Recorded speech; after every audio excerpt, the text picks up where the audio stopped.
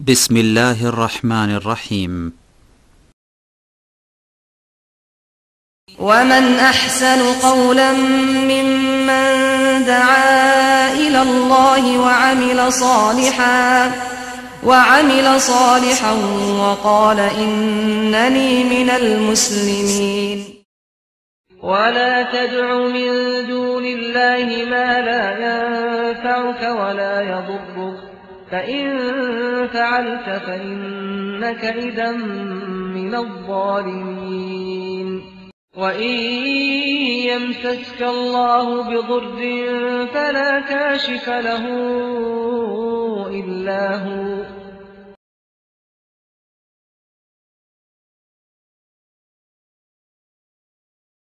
نحمده ونستعينه ونستغفره ونعوذ بالله من شرور أنفسنا ومن سيئات أعمالنا من يهده الله فلا مضل له ومن يضلله فلا هادي له وأشهد أن لا إله إلا الله وحده لا شريك له وأشهد أن محمدا عبده ورسوله. يا أيها الذين آمنوا اتقوا الله حق تقاته ولا تموتن إلا وأنتم مسلمون.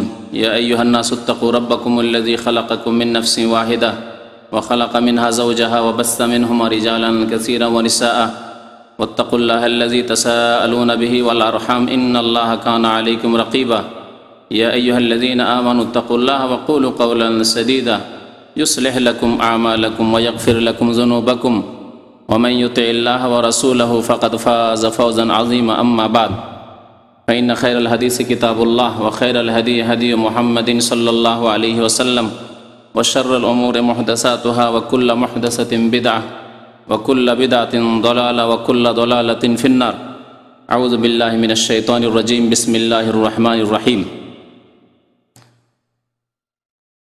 ومن أضل ممن يدعو من دون الله من لا يستجيب له إلى يوم القيامة وهم عن دعائهم غافلون.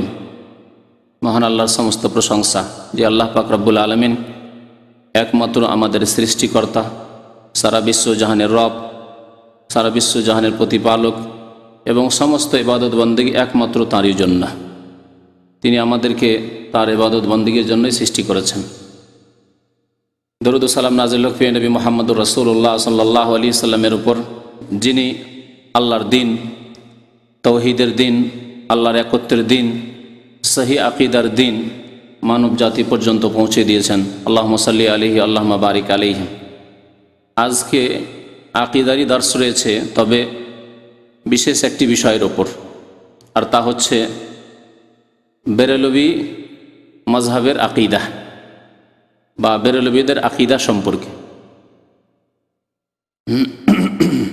আলোচনার পূর্বে জেনে রাখা ভালো আমাদের যে ভারত, বাংলাদেশ, পাকিস্তান উপমহাদেশে যারা হানাফি মাজহাবের দাবিদার তারা 5 ভাগে বিভক্ত হয়ে গেছে, 5 ভাগে বিভক্ত হয়েছে।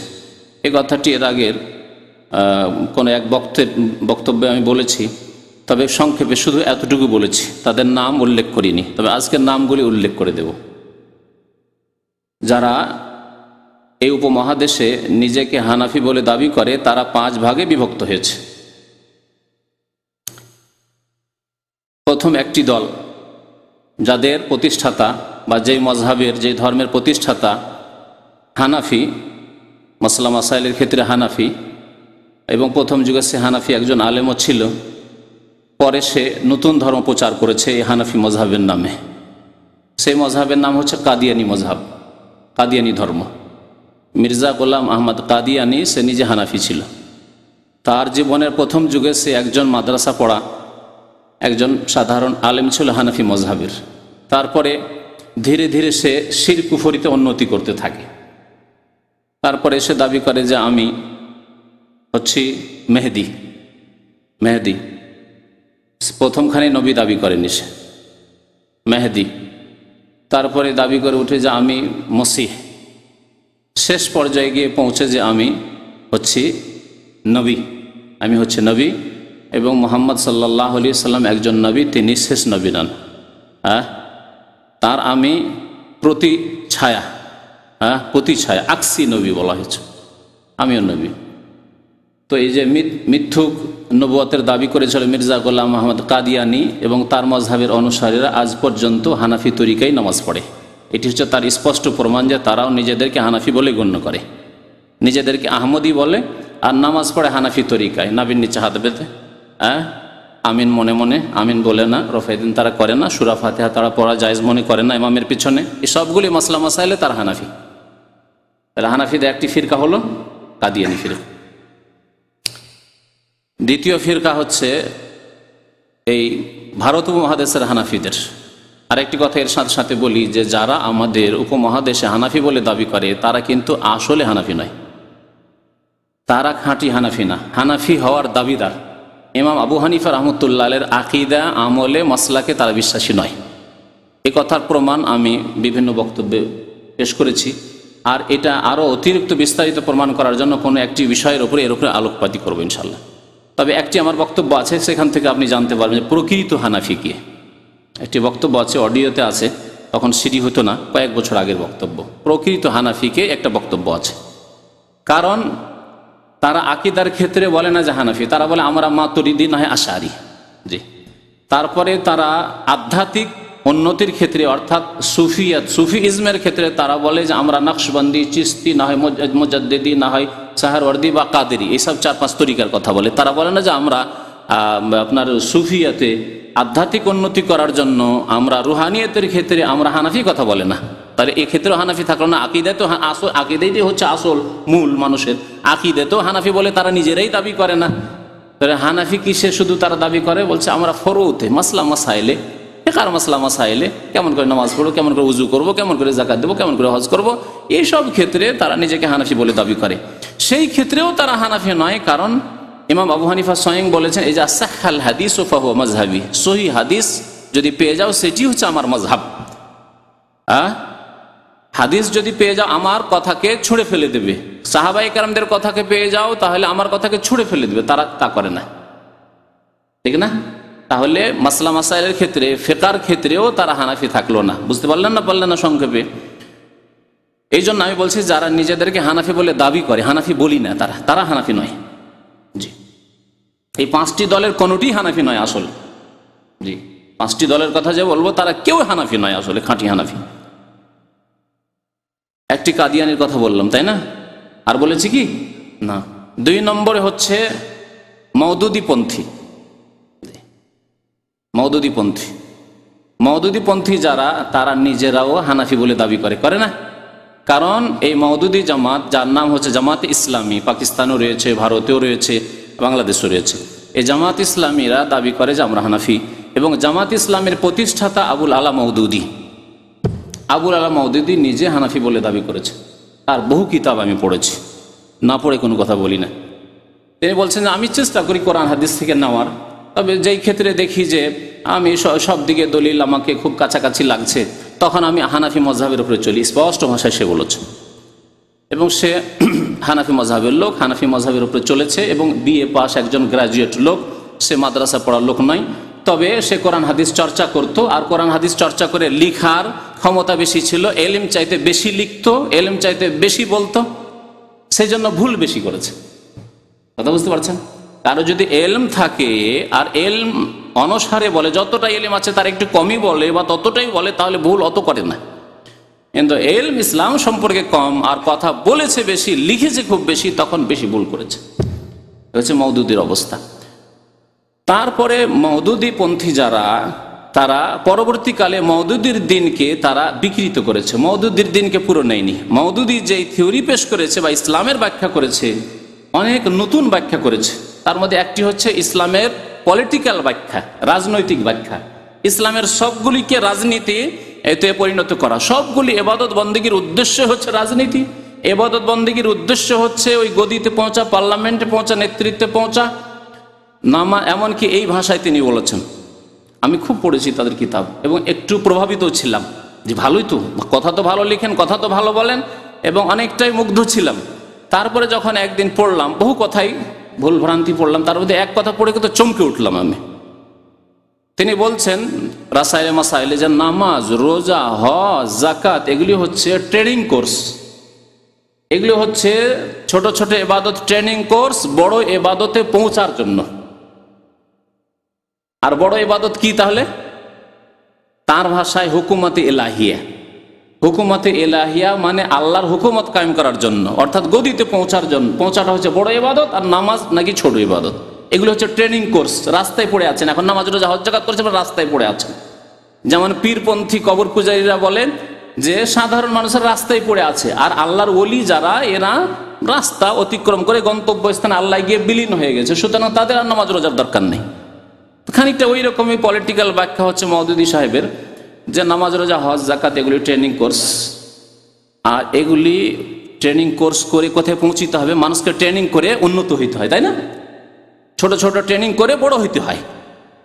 বড় বক্তা হয়েছেন, বড় আলেম হয়েছেন ট্রেনিং করে, হ্যাঁ, বড় আপনি ডাক্তার হয়েছেন, ইঞ্জিনিয়ার হয়েছেন ট্রেনিং করে। প্রথম দিনে ছিলেন না, যেদিন আপনি পাশ করেন বা যেদিন পরে শিক্ষা লাভ করেন সেই দিন। তো এইভাবে যে কোনো ক্ষেত্রে মানুষ ট্রেনিং করে করে বড় হয়। তো বলছে বড় ইবাদত তা হচ্ছে হুকুমতে এলাহি, সেখান পর্যন্ত পৌঁছায় হচ্ছে আসল উদ্দেশ্য। আর এগুলি হচ্ছে নামাজ রোজা হজ যাকাত হচ্ছে ছোট ছোট ইবাদত। যাই হোক, মওদুদী মতবাদ সম্পর্কে আলোচনা করতে চাইছি না, কিন্তু বলতে চাইছিলাম যে দ্বিতীয় যেটি দল হানাফি মাজহাবের দাবিদার এবং হানিফা মাজহাব থেকে বেরিয়েছে ভারত উপমহাদেশ, তা হচ্ছে মওদুদীপন্থী। মওদুদী সাহেব তার জামানায় তিনি বলতেন গণতন্ত্র কুফরি, শিরক, হারাম, এবং সারা জীবন পাকিস্তানের ইলেকশন বয়কট করেছেন, ভোট দেননি। এবং তার যারা রুকুন হইতো, রুকুন বুঝেন তো না, সদস্য জামাত ইসলামী যারা হইতো তাদের জন্য ভোট দেওয়া কঠোর নিষিদ্ধ ছিল, আর ভোট দিলে তারা জামাত ইসলামী থেকে বহিষ্কৃত হতো, বের করে দেওয়া হইতো। আর সেই মতবাদকে এমন করে তারা চেঞ্জ করে দিল যে বর্তমান যারা জামাত ইসলামের নেতা, বিশেষ করে বাংলাদেশ আর পাকিস্তানে, তারা বলছে যে ভোট দেওয়া হচ্ছে জিহাদ। যেটা মওদুদীর কাছে ছিল শিরক আর কুফরি, তার ভাষায় বলছে, আমার ভাষায় বলছি না, তিনি বলছেন কুফর হ্যায়, শিরক হ্যায়, জমহুরিয়ত, ডেমোক্রেসি, গণতন্ত্র। আর তাকে এই বক্তারা নাম ধরে বলার প্রয়োজন আছে? আপনারা জানেন বাংলাদেশের যে বিখ্যাত বক্তা, সে বলছে যে এখনকার জিহাদ হচ্ছে যে আমাদেরকে একটা ভোট দেবেন, হ্যাঁ, জামাত ইসলামে ভোট দেবেন, এটা হচ্ছে এখনকার জিহাদ। যেটা মওদুদীর জামানায়, মওদুদীর কালে সেটি ছিল কুফরি কাজ আর শিরক। তো মওদুদী মতবাদ যেটি, সেটি হচ্ছে, বা মওদুদীর অনুসারী যারা, তারা একদল হানাফি, তারা কিন্তু কাদিয়ানের চাইতে ভিন্ন, ভিন্ন নয়। আচ্ছা, তৃতীয় দল হচ্ছে দেওবন্দি। হানাফিদের তৃতীয় দল হচ্ছে দেওবন্দি, যাদের প্রতিষ্ঠাতা হচ্ছে কাসেম নানতবী। কাসেম নানতবী দেওবন্দ মাদ্রাসা প্রতিষ্ঠা করেছিলেন, এবং সেই মাদ্রাসার শিক্ষক, ছাত্র, ওস্তাদ, মুরব্বী হুজুর, এবং কাসেম নানতবীর ওস্তাদ, মুরব্বী, তার পীর, হ্যাঁ, হচ্ছে মুহাজির মক্কি, যিনি মক্কায় থাকতেন, আর শির কুফরি ওয়াহদাতুল ওজুদের আকীদার প্রচার করতেন। জি, তো এই হচ্ছে দেওবন্দি মজহাব, যেটি হানাফিদের একটি দল ভারত উপমহাদেশে। আর এরা খুব সংখ্যাগরিষ্ঠ, এরা খুব শক্তিশালী, এদের সংখ্যা খুব বেশি। এদের মাদ্রাসা বাংলাদেশে হচ্ছে হাটহাজারী, ফুটিয়া, ঢাকায় বহু মাদ্রাসা তাদের, যাত্রাবাড়িতে রয়েছে, লালবাগে রয়েছে, বহু মাদ্রাসা তাদের রয়েছে। আপনার গোপালগঞ্জে রয়েছে, কি মাদ্রাসার নাম? হ্যাঁ, গড়ডাঙ্গা। জি, তো এসব হচ্ছে দেওবন্দি আকীদার অনুসারী। দেওবন্দীদের আকীদা সম্পর্কে ইনশাআল্লাহ তাআলা আগামী সপ্তাহে আলোচনা হবে, বা তারপর সপ্তাহে, রমজানের আগে ইনশাআল্লাহ তাআলা যদি সহি সালামত রাখে, সে সম্পর্কেও আলোচনা হবে। তাদের সম্পর্কে কিছু আলোচনা আহলে সুন্নাত ওয়াল জামাতের আকীদায় পেশ করেছি। জি, একটি দল হলো। 4 নম্বরের দল হচ্ছে, 4 নম্বর বলছি না, তাবলীগ জামাত। তাবলীগ জামাত, তাবলীগ জামাত আর দেওবন্দীদের আকীদা বা তাদের তরিকায় রয়েছে, মিল রয়েছে, তারা কাছাকাছি, কিন্তু কিছু কিছু ব্যাপারে তাদের বিরোধ রয়েছে। যেমন প্রত্যেক দেওবন্দি তাবলীগ এই চিল্লা করা, এবং চিল্লার জন্য তারা বেশি উৎসাহিত করে, মাদ্রাসা পড়তে দেয় না, বলছে পড়ে শুনে কি হবে, পড়ে শুনে আলেমরা আরাম পছন্দ হয়ে যাচ্ছে, এরা ভোগবিলাসী হয়ে যাচ্ছে, পড়াশোনা না, চিল্লাই চলো। তো এই ক্ষেত্রে দেওবন্দের ওলামাদের তাবলীগ জামাতের সাথে বিরোধ রয়েছে। জি, তো চতুর্থ জামাত যেটি হচ্ছে হানাফিদের মধ্যেকার ভারত উপমহাদেশে, সেটি হচ্ছে তাবলীগ জামাত, যারা চিল্লা দেওয়ায় বিশ্বাসী, এবং চিল্লা দেওয়ার বহু ফজিলত তারা বর্ণনা করে থাকে। নবী করিম সাল্লাল্লাহু আলাইহি ওয়াসাল্লাম 40 দিনে সফর করে না জিহাদে গিয়েছেন, না কোনোদিন তাবলীগ করা, ইসলাম প্রচারের জন্য গিয়েছেন। আর তাদের কিতাবাদিতে শিরকে ভরা আছে। তাদের কিতাবাদি ফাজাইল আমল, ফাজাইল হজ, ফাজাইল দুরুদ, ফাজাইল জিকির, ফাজাইল সাদাকাতে শিরক কুফরি ভরা আছে, যা ইনশাআল্লাহ তাআলা সময় হলে খুব তাড়াতাড়ি বর্ণনা করা হবে আপনাদের সামনে ইনশাআল্লাহ তাআলা। এই জুমার দিনে বর্ণনা করা হবে। কটি দল হলো? 4টি দল হলো। 5 নম্বর দল হচ্ছে বেরেলভি। তাদের কথা বলিনি, তাই না? বেরেলভি, তাদের প্রতিষ্ঠাতা, তবলিগ জামাতের প্রতিষ্ঠাতার নাম বলিনি, যদি হয়তো অনেকের জানা আছে। বলতে পারেন কেউ? হ্যাঁ, মৌলানা ইলিয়াস সাহেব। জি, দেওবন্দীদের একজন আলেম, কিন্তু দেওবন্দীরা এই তবলিগের থিওরি পেশ করেন। ইলিয়াস সাহেব তবলিগের থিওরি পেশ করলেন যে 40 দিন বেরিয়ে যেতে হবে, আর নিজের এলাকায় না, বেরিয়ে যেতে হবে, বাড়ি ঘর সংসার বিবি বাচ্চা সব ছেড়ে বেরিয়ে যেতে হবে, খরুজ করতে হবে। এই মতবাদ ইলিয়াস সাহেব পেশ করলেন। জি, এগুলি সব ইংরেজদের জামানার। এগুলি যে ফিরকা জন্মেছে সবগুলি, মওদুদি মতবাদ, কাদিয়ানি মতবাদ, বেরেলভি মতবাদ, তবলিগি মতবাদ, সবগুলি মতবাদ, এমনকি দেওবন্দি মতবাদ, সবগুলি জন্মেছে ইংরেজদের ছত্রছায়া। মানে ইংরেজদের যেমন 250 বছর ধরে যে ইংরেজরা রাজত্ব করেছে ভারতে, বা 200 বছর বেশি, তো সেই সময়কালে এইসব ফিরকা প্রচলিত হানাফিদের থেকে বেরিয়েছে। 5 নম্বরের দল যেটি, সেটি বেরেলভি। বেরেলভি সম্পর্কে আলোচনা আজকে করব, সময় যদিও এতেই নিয়ে এলাম বেশ কিছুক্ষণ।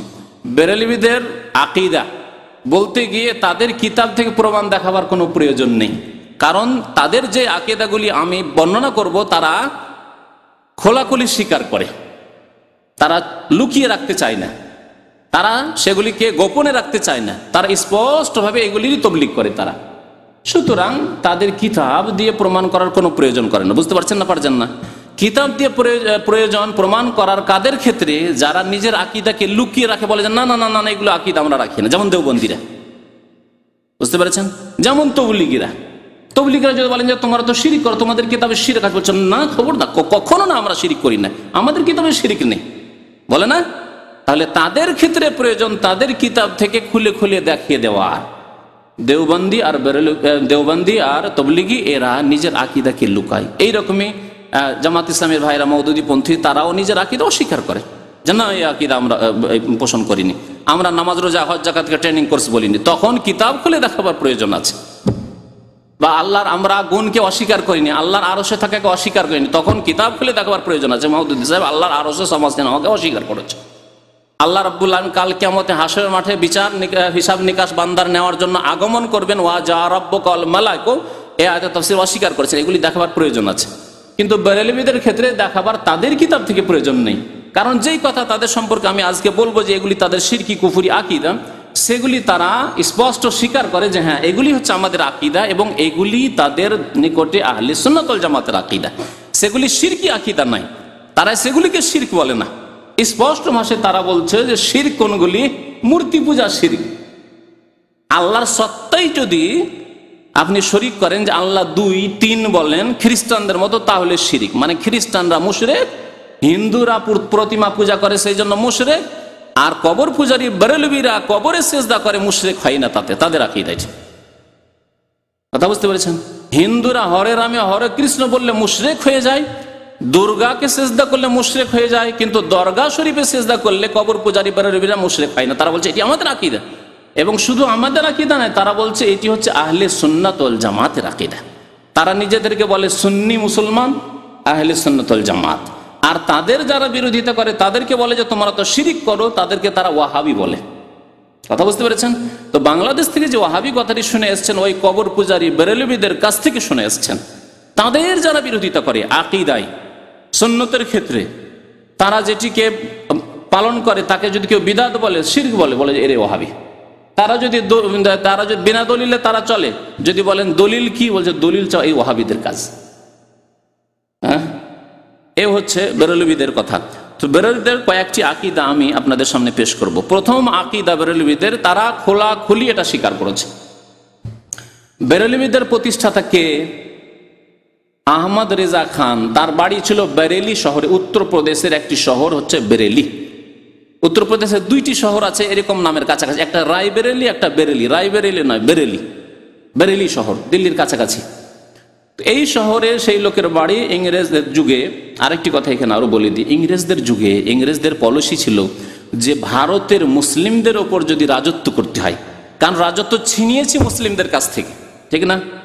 রাজত্ব কিন্তু হিন্দুদের কাছ থেকে ছিনায়নি, কারণ হিন্দুরা রাজত্ব ছিল না। ক্ষমতায় কারা ছিল তার আগে? মুসলমানরা 800 বছর ধরে ছিল, মোগলরা ছিল, নবাবরা ছিল মুসলমান, হ্যাঁ, বাদশাহ ছিল মুসলমান। তো মুসলমানদের কাছ থেকে যখন ছিনিয়েছি, তাহলে আমাদের বড় শত্রু কি হবে? মুসলমান হবে, হিন্দু শত্রু হবে না। কারণ হিন্দুর কাছে সমান, যে মুসলমানদের রাজত্ব ছিল না, খ্রিস্টানদের হাতে আছে, সমান তাদের কাছে। বরং তারা বেশি উপকৃত, লাভবান হতে পেরেছে ইংরেজদের যুগে। তাড়াতাড়ি করে ইংরেজি শিখে যখন হঠাৎ করে আইন করলো, তার আগে ফার্সি শিখে শিখে মুসলমানরা সব আদালতের চাকরি করত, বড় বড় পোস্টে চাকরি করত, প্রধান বিচারপতি হইতো। হঠাৎ করে ইংরেজরা আসার পর বললো যে ফার্সির 1 পয়সা মূল্য নেই, ইংরেজি শিখতে হবে। হিন্দুরা ইংলিশ তাড়াতাড়ি করে শিখে বড় বড় পদ পেল, আর মুসলমানে দেখলো যে ইংরেজি শিখতে গেলে তো ইহুদি খ্রিস্টানদের কথা শিখায়, বলে যে আল্লাহ ঈশ্বর হচ্ছে 3, আর ঈসা আলাইহিস সালাম হচ্ছে সান অফ গড। তো এইরকম ইংলিশ কেমন করে মুসলমানরা পড়বে? তখন এক শ্রেণী ওলামারা ফতোয়া দিলেন।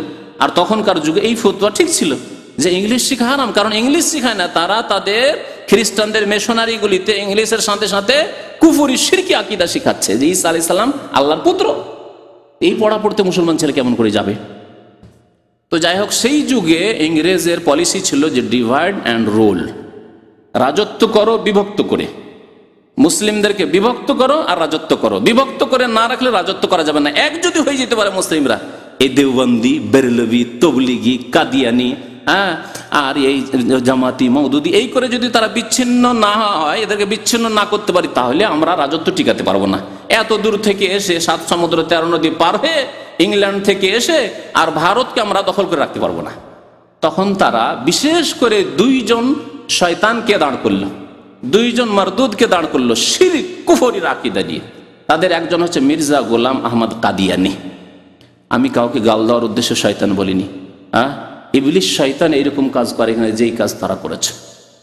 ইবলিশ শয়তান সরাসরি করতে আসে না, লুকিয়ে লুকিয়ে ওয়াসওয়াসিল খান্নাস, আত্মগোপন করে মানুষকে শিরিক করায়। কিন্তু মির্জা গোলাম আহমদ কাদিয়ানি আর আহমদ রেজা খান বেরলভি সামনে এসে মানুষকে গুমরা করেছে। কথা বুঝতে পেরেছেন? একজনকে দাঁড় করলো, তার নাম হচ্ছে মির্জা গোলাম আহমদ কাদির। সারা জীবন শুধু ফতোয়া দিতে থাকলো, ইংরেজরা আমাদের হিতাকাঙ্ক্ষী, ইংরেজরা আমাদের সাহায্য সহযোগিতা করে, ইংরেজরা আমাদেরকে সায়েন্স টেকনোলজি প্রযুক্তির শিক্ষা দিতে এসছে, ইংরেজরা আমাদের কল্যাণ বয়ে নিয়ে এসছে, আমরা উন্নতি করলাম কত, এই শিক্ষা মুসলমানদেরকে দিতে থাকলো এই কাদিয়ানি। কাদিয়ানি ধর্ম, এই জন্য একজন কাদিয়ানি যদি কোথাও থাকে আর তার ওপর যদি নির্যাতন হয়, আর এই খবর যদি পশ্চিমা দেশগুলিতে পৌঁছে যায়, তাহলে তারা প্রতিবাদ জানাবে কেন কাদিয়ানি আহমদির উপর জুলুম হলো। এখনো বাংলাদেশে কটা কাদিয়ানি আহমদি আছে যারা নিজেদেরকে আহমদি বলছে? কাদিয়ানি আছে। আর তাদের জন্য প্রচার মাধ্যমগুলি, পশ্চিমা প্রচার মাধ্যম লেগে আছে, যেটা বাংলাদেশে এই কাদিয়ানিদের উপরে জুলুম অত্যাচার হচ্ছে, এই হচ্ছে সেই হচ্ছে। বুঝতে পেরেছে? কিন্তু অন্যদের উপরে জুলুম অত্যাচার হলে বলবে না, কখনো বলবে না। আর একজনকে দাঁড় করেছিল, সে হচ্ছে আহমদ রেজা খান বেরলভি, শিরক আর কুফরি ধর্ম প্রচারের জন্য। আরেকটি কথা এখানে বলে দেওয়া ভালো যে আহমদ রেজা খানের পূর্বে, মানে ইংরেজদের যুগের আগেও, মোগল যুগেও কবর পূজা, মাজার পূজা ছিল। কিন্তু কবর পূজা, মাজার পূজাকে দলিল দিয়ে, প্রমাণ দিয়ে একবারে ধর্মে পরিণত করা, যে আল্লাহ কোরআনে বলেছেন কবরে সিজদা করতে, আল্লাহ বলেছেন কবরের কাছে চাইতে, আল্লাহ বলেছেন পীরের কাছে চাইতে, আল্লাহ বলেছেন নবী, ওলিয়া উলিয়া, আলেমুল গায়েব সবকিছু জানেন, এইরকম দলিল প্রমাণ দিয়ে একেবারে ধর্মে রূপান্তরিত করা এই কবর পূজা, মাজার পূজাকে, আর একেবারে মানুষের কাছে সহজ করে দেওয়া শিরক কুফরি কবর মাজার পূজাকে, এটা করেছে আহমদ রেজা খান বেরলভি। কোরআন অপব্যাখ্যা করে দলিল পেশ করেছে যে আল্লাহর কাছে কিছুই নাই, যা চাইতে হবে ওলিয়া উলিয়ার কাছে চাইতে হবে।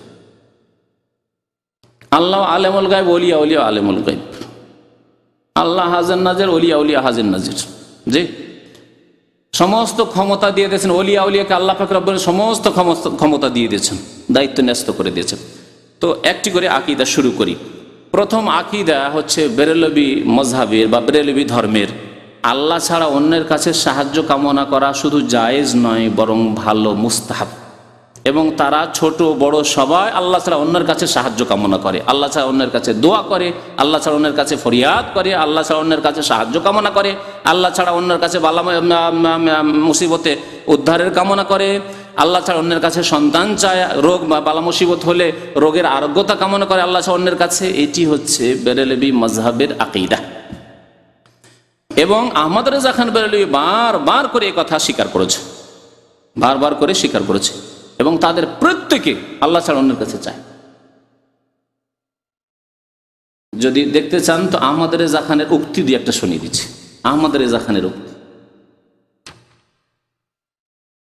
আহমদ রেজা খান বেরেলভী নিজে বলছে, তার ভাষায় বলছি কারণ তার মাতৃভাষা উর্দু ছিল।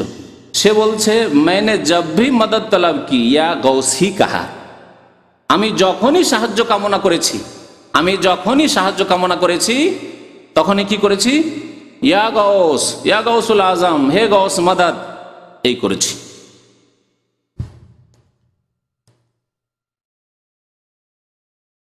এছাড়া বহু তার কবিতা, কথা, দুয়া এরকম রয়েছে, ফরিয়াদ রয়েছে যে আল্লাহ ছাড়া অন্যের কাছে সে চাইতো। জি, আহমদ রেজা খান বেরেলভী বলছে যে কবর জিয়ারত করলে উপকৃত হয় মানুষ। কবর জিয়ারত করলে কি হয়? উপকৃত হয়। এ কথা আমিও বলছি, কিন্তু কবর জিয়ারত করলে উপকৃত কি হয়? হ্যাঁ, যেই ব্যক্তি জিয়ারত করলে সে উপকৃত হয় যে আখেরাত স্মরণ আসে, হ্যাঁ, দিলটা নরম হয়, মনটা নরম হয়, তখন আমল ভালো হয় মানুষের। যে আমাকে মরে যায়, আমার বাবা মরে গেছে, দাদা মরে গেছে, অনেক আলেম ওলামা ভালো মানুষরা মরে গেছে, আমাকে মরতে হবে, কি জবাব দিব আল্লাহর কাছে? তাহলে আমল সুন্দর হবে, পরকাল স্মরণ আসে। আর মৃত ব্যক্তির উপকার হয় কি, যে তার জন্য দোয়া করেন, আল্লাহ যদি কোনো আযাবে থাকে মাফ করে দাও, হ্যাঁ, তার কবরকে জান্নাত বানিয়ে দাও, তাই না? আর তাকে জান্নাতে লেবাস পরিয়ে দাও, তার আল্লাহ রাব্বুল আলামিন তার উপরে তুমি রহম করো, মাইয়িতের জন্য দোয়া করো। এই হচ্ছে দুটি লাভ। আহমদ রেজা খান বলছেন না, সে বলছে কবरों की जियारत करने से नफा हासिल होता है, नेक मर्दों से मदद मिलती है। নেক লোক ওলি আউলিয়াদের কবর জিয়ারত করলে কি হয়? সাহায্য পাওয়া যায়, মদত পাওয়া যায়। কথা বুঝতে পেরেছেন? তো এগুলি হচ্ছে আহমদ রেজা খানের কথা। তারপর বলছে জিয়ারত সে মকসুদ হয় কি আহলে কবর সে নফা হাসিল কিয়া যায়। জিয়ারতের উদ্দেশ্য পরকাল স্মরণ করা নয়, জিয়ারতের উদ্দেশ্য ওই মৃত ব্যক্তি অসহায় তার জন্য দোয়া করা নাই, হাবুডুবু করছে তাকে উঠাবে একটু দোয়া করে, এই নাই। কি হচ্ছে? আহলে কবর সে নফা হাসিল কিয়া যায়, কবরবাসী থেকে উপকৃত হওয়া, হ্যাঁ, চাওয়া যে হে কবরবাসী আমাদেরকে উদ্ধার করো। আরো লিখেছে যে মানুষ ওলি আউলিয়া আছে, বাংলায় আছে ওটা। এই কিতাবটি উর্দুতে লেখা আছে বাহারে শরিয়ত, নাম আছে কি বাহারে শরিয়ত, উর্দুতে নামটি লিখে রেখেছে এই জন্য এখানে।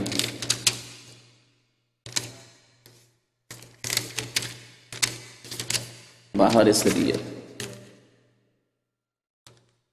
বাহারে শরিয়ত, বাহারে শরিয়ত। এই কিতাবটি লিখেছে একজন উর্দু ভাষী আহমদ রেজা খানের ছাত্র, খাস শিষ্য আমজাদ আলী, মুফতি মোহাম্মদ আমজাদ আলী। আর তর্জমা করেছে, অনুবাদ করেছে বাংলা ভাষী একজন অধ্যাপক লুৎফুর রহমান, চিটাগাং। তো এই কিতাবে কি আছে দু একটি কথা দেখবেন। প্রথম কথা বলেছি যে প্রয়োজনই নেই তাদের কিতাব থেকে দেখাবার, কারণ তারা সবগুলি স্বীকার করলো না যে কবরওয়ালার কাছে চাই, কবরওয়ালার কাছে পাওয়া যায়। জি, তো তাদের প্রথম ধর্ম হচ্ছে যে আল্লাহ ছাড়া অন্যের কাছে চাওয়া, মৃত্যুর কাছে চাওয়া। এই মর্মে এই কিতাবে লিখেছে এই বেরেলভী আহমদ রেজা খানের ছাত্র যে ওলি আউলিয়া যখন ইন্তেকাল করে যান, ইন্তেকাল তো তারা বলে না, মরে যাওয়া বলে না, যখন চলে যায়, হ্যাঁ, বিদায় হয়ে যায়, পৃথিবী থেকে বিদায় হয়ে যায়, তখন পৃথিবীতে যে অবস্থায় ছিল তার চাইতে অনেক বেশি শক্তিশালী হয়ে যান, তার চাইতে অনেক বেশি শক্তিশালী হয়ে যান। সুতরাং জীবিত অবস্থায় যা না দিতে পারতেন, যা শুনতে না পারতেন, তা কবরে চলে যাওয়ার পরে শুনতে পারেন, দিতে পারেন। জি, এ হচ্ছে কবর পূজারীদের আকীদা। অথচ আল্লাহ পাক রব্বুল আলামিন কি বলেছেন? বহু আয়াত রয়েছে আল্লাহ ছাড়া অন্যকে আহ্বান করা। এই সম্পর্কে বেশ কিছুদিন আগে আমি আগেরও বক্তব্য আছে, আর এই মাসখানেক আগে একটা বক্তব্য করেছি, আল্লাহ ছাড়া অন্যকে ডাকা। আল্লাহ একটি আয়াত ইরশাদ করেছেন, ওমান আদাল্লু মিম্মান ইয়াদউ মিন দুনিল্লাহ, ওই ব্যক্তি, যে ব্যক্তি আল্লাহ ছাড়া অন্যকে ডাকে, অন্যের কাছে দোয়া করে, তার চাইতে গুমরাহ পথভ্রষ্ট আর কি আছে? মানে তার চাইতে পথভ্রষ্ট গুমরাহ আর পৃথিবীতে কেউ নেই। আবু জাহালও না, আবু লাহাব না, সেম। কেন আবু জাহাল, আবু লাহাব লাত উজ্জা মানাত হোবলকে ডাকতো, আর ও জিলানি চিস্তিকে ডাকছে, তো সমান। এই জন্য ওর চাইতে গুমরাহ কেউ নেই, ওর সমানগুলি আছে। ওর সমান কার্ল মার্কস, ওর সমান হচ্ছে বোস, ওর সমান হচ্ছে আপনার লেনিন, স্টালিন, ওর সমান হচ্ছে আপনার গান্ধী, ওর সমান হচ্ছে আপনার রামকৃষ্ণ, ওর সমান হচ্ছে আপনার আবু জাহাল, আবু লাহাব, উতবা, সাইবা, রাবিয়া, আল্লাহ নবীর দুশ্মন যারা, আব্দুল্লাহ বিন উবাই মুনাফিক। কিন্তু যে আল্লাহ ছাড়া অন্যের কাছে আহ্বান করে, দোয়া করে, তার চাইতে বড় গুমরাহ পৃথিবীতে কেউ নেই। তার চাইতে ছোট আছে না হয় সমান আছে। বুঝতে পারছেন না? ওমান আদাল্লু মিম্মান ইয়াদউ মিন দুনিল্লাহ, আল্লাহ ছাড়া অন্যের কাছে যারা দোয়া করে তার চাইতে গুমরাহ, রাস্তাহারা, পথভ্রষ্ট, পাপিষ্ট আর পৃথিবীতে কেউ নেই। কারণ সে মুশরিক, আর মুশরিকের চাইতে বড় গুনাহগার, পাপিষ্ট আর পৃথিবীতে কেউ নেই। আর দোয়া করে এমন ব্যক্তিদের কাছে, মৃতদের কাছে অথবা জীবিতদের কাছেই হোক, মান লা ইয়াস্তাজিবু লাহু ইলা ইয়াউমিল কিয়ামা, কিয়ামত পর্যন্ত তাদের ডাকে, তাদের দোয়াই সাড়া দিতে পারে না, জবাব দিতে পারে না। মৃতদের যেহেতু পূজা করে থাকে লোকেরা, কবর পূজা করে থাকে, মাজার পূজা করে থাকে, সেজন্য তাদের সম্পর্কে আল্লাহ বলছেন মান লা ইয়াস্তাজিবু লাহু ইলা ইয়াউমিল কিয়ামা, এরকমই মূর্তি, পুতুল জবাব দিতে পারবে? হ্যাঁ, মানাত যেমন জবাব দিতে পারতো না, তেমন হিন্দুদের দুর্গা সরস্বতী জবাব দিতে পারে না। ওই রকম আব্দুল কাদের জিলানির কবরের কাছে গিয়ে, আর খাজা মঈনুদ্দিন চিশতি, আর ফুরফুরা, আটটসি, মাইজ ভান্ডারী, শাহজালাল, সব জায়গায় গিয়ে যদি কেউ ফরিয়াদ করে জবাব দিতে পারবে কবর থেকে? আল্লাহ বলছেন জবাব দিতে পারবে না। কেউ যদি বলে যা না, নবীর কবর থেকে ওয়ালাইকুম আসসালামের আওয়াজ আসতো, হ্যাঁ নবী সাল্লাল্লাহু আলাইহি সাল্লাম মানুষের সমস্যার সমাধান করতে আসতেন, তাহলে কুফরি, শিরকি, আকীদা, আর মিথ্যা কথা। কোথাও শয়তান দেখেছে? নবী করিম সাল্লাল্লাহু আলাইহি সাল্লামের আকার শয়তান ধারণ করতে পারে না। শয়তান বিভ্রান্ত করেছে, হয় তারা মিথ্যা গড়ে নিয়েছে, আর না হলে শয়তান তাদেরকে বিভ্রান্ত করেছে। কারণ আল্লাহ পাকের কথা হচ্ছে যে মান লা ইয়াস্তাজিবু লাহু ইলা ইয়াউমিল কিয়ামা, কিয়ামত পর্যন্ত কি করতে পারে না? তাদের ডাকে সাড়া দিতে পারে না, যাদেরকে ওলিয়া উলিয়া বলছেন। ওয়াহুম আন দুআইহিম গাফিলুন, আর তাদেরকে যে ডাকা হচ্ছে, তাদের কাছে সন্তান চাইছেন, তাদের কাছে আপনি রোগ ভালো করে চাইছেন, তাদের কাছে বালা মুসিবত দূর করে চাইছেন, মাদাদিয়া খাজা বাবা, মাদাদিয়া শাহজালাল বাবা, শাহপুরান বাবা, আটরসি বাবা, উদ্ধার করো বাবা, মনের আশা পূরণ করো। ওয়াহুম আন দুআইহিম গাফিলুন, আপনাদের দোয়া থেকে গাফিল, শুনেই না তারা, কিছুই খবর নেই তাদের কাছে, বেখবর। আর কিয়ামতের দিনে ওয়াইজা হুশিরান নাসু কানু লাহুম আদা, কিয়ামতের মাঠে তাদের শত্রু হয়ে আসবে। যদি তারা সৎ হয়ে থাকে তাহলে এই মুশরিকদের যারা ডেকেছে তাদেরকে তাদের শত্রু, কানু লাহুম আদা ওয়া কানু বিইবাদাতিহিম কাফিরিন, আর তাদের ইবাদত দোয়াকে অস্বীকার করে আল্লাহ আমরা এসব শিখাইনি। আব্দুল কাদের জিলানী যদি এই আদেশ না দিয়ে থাকেন তাহলে তিনি অস্বীকার করবেন।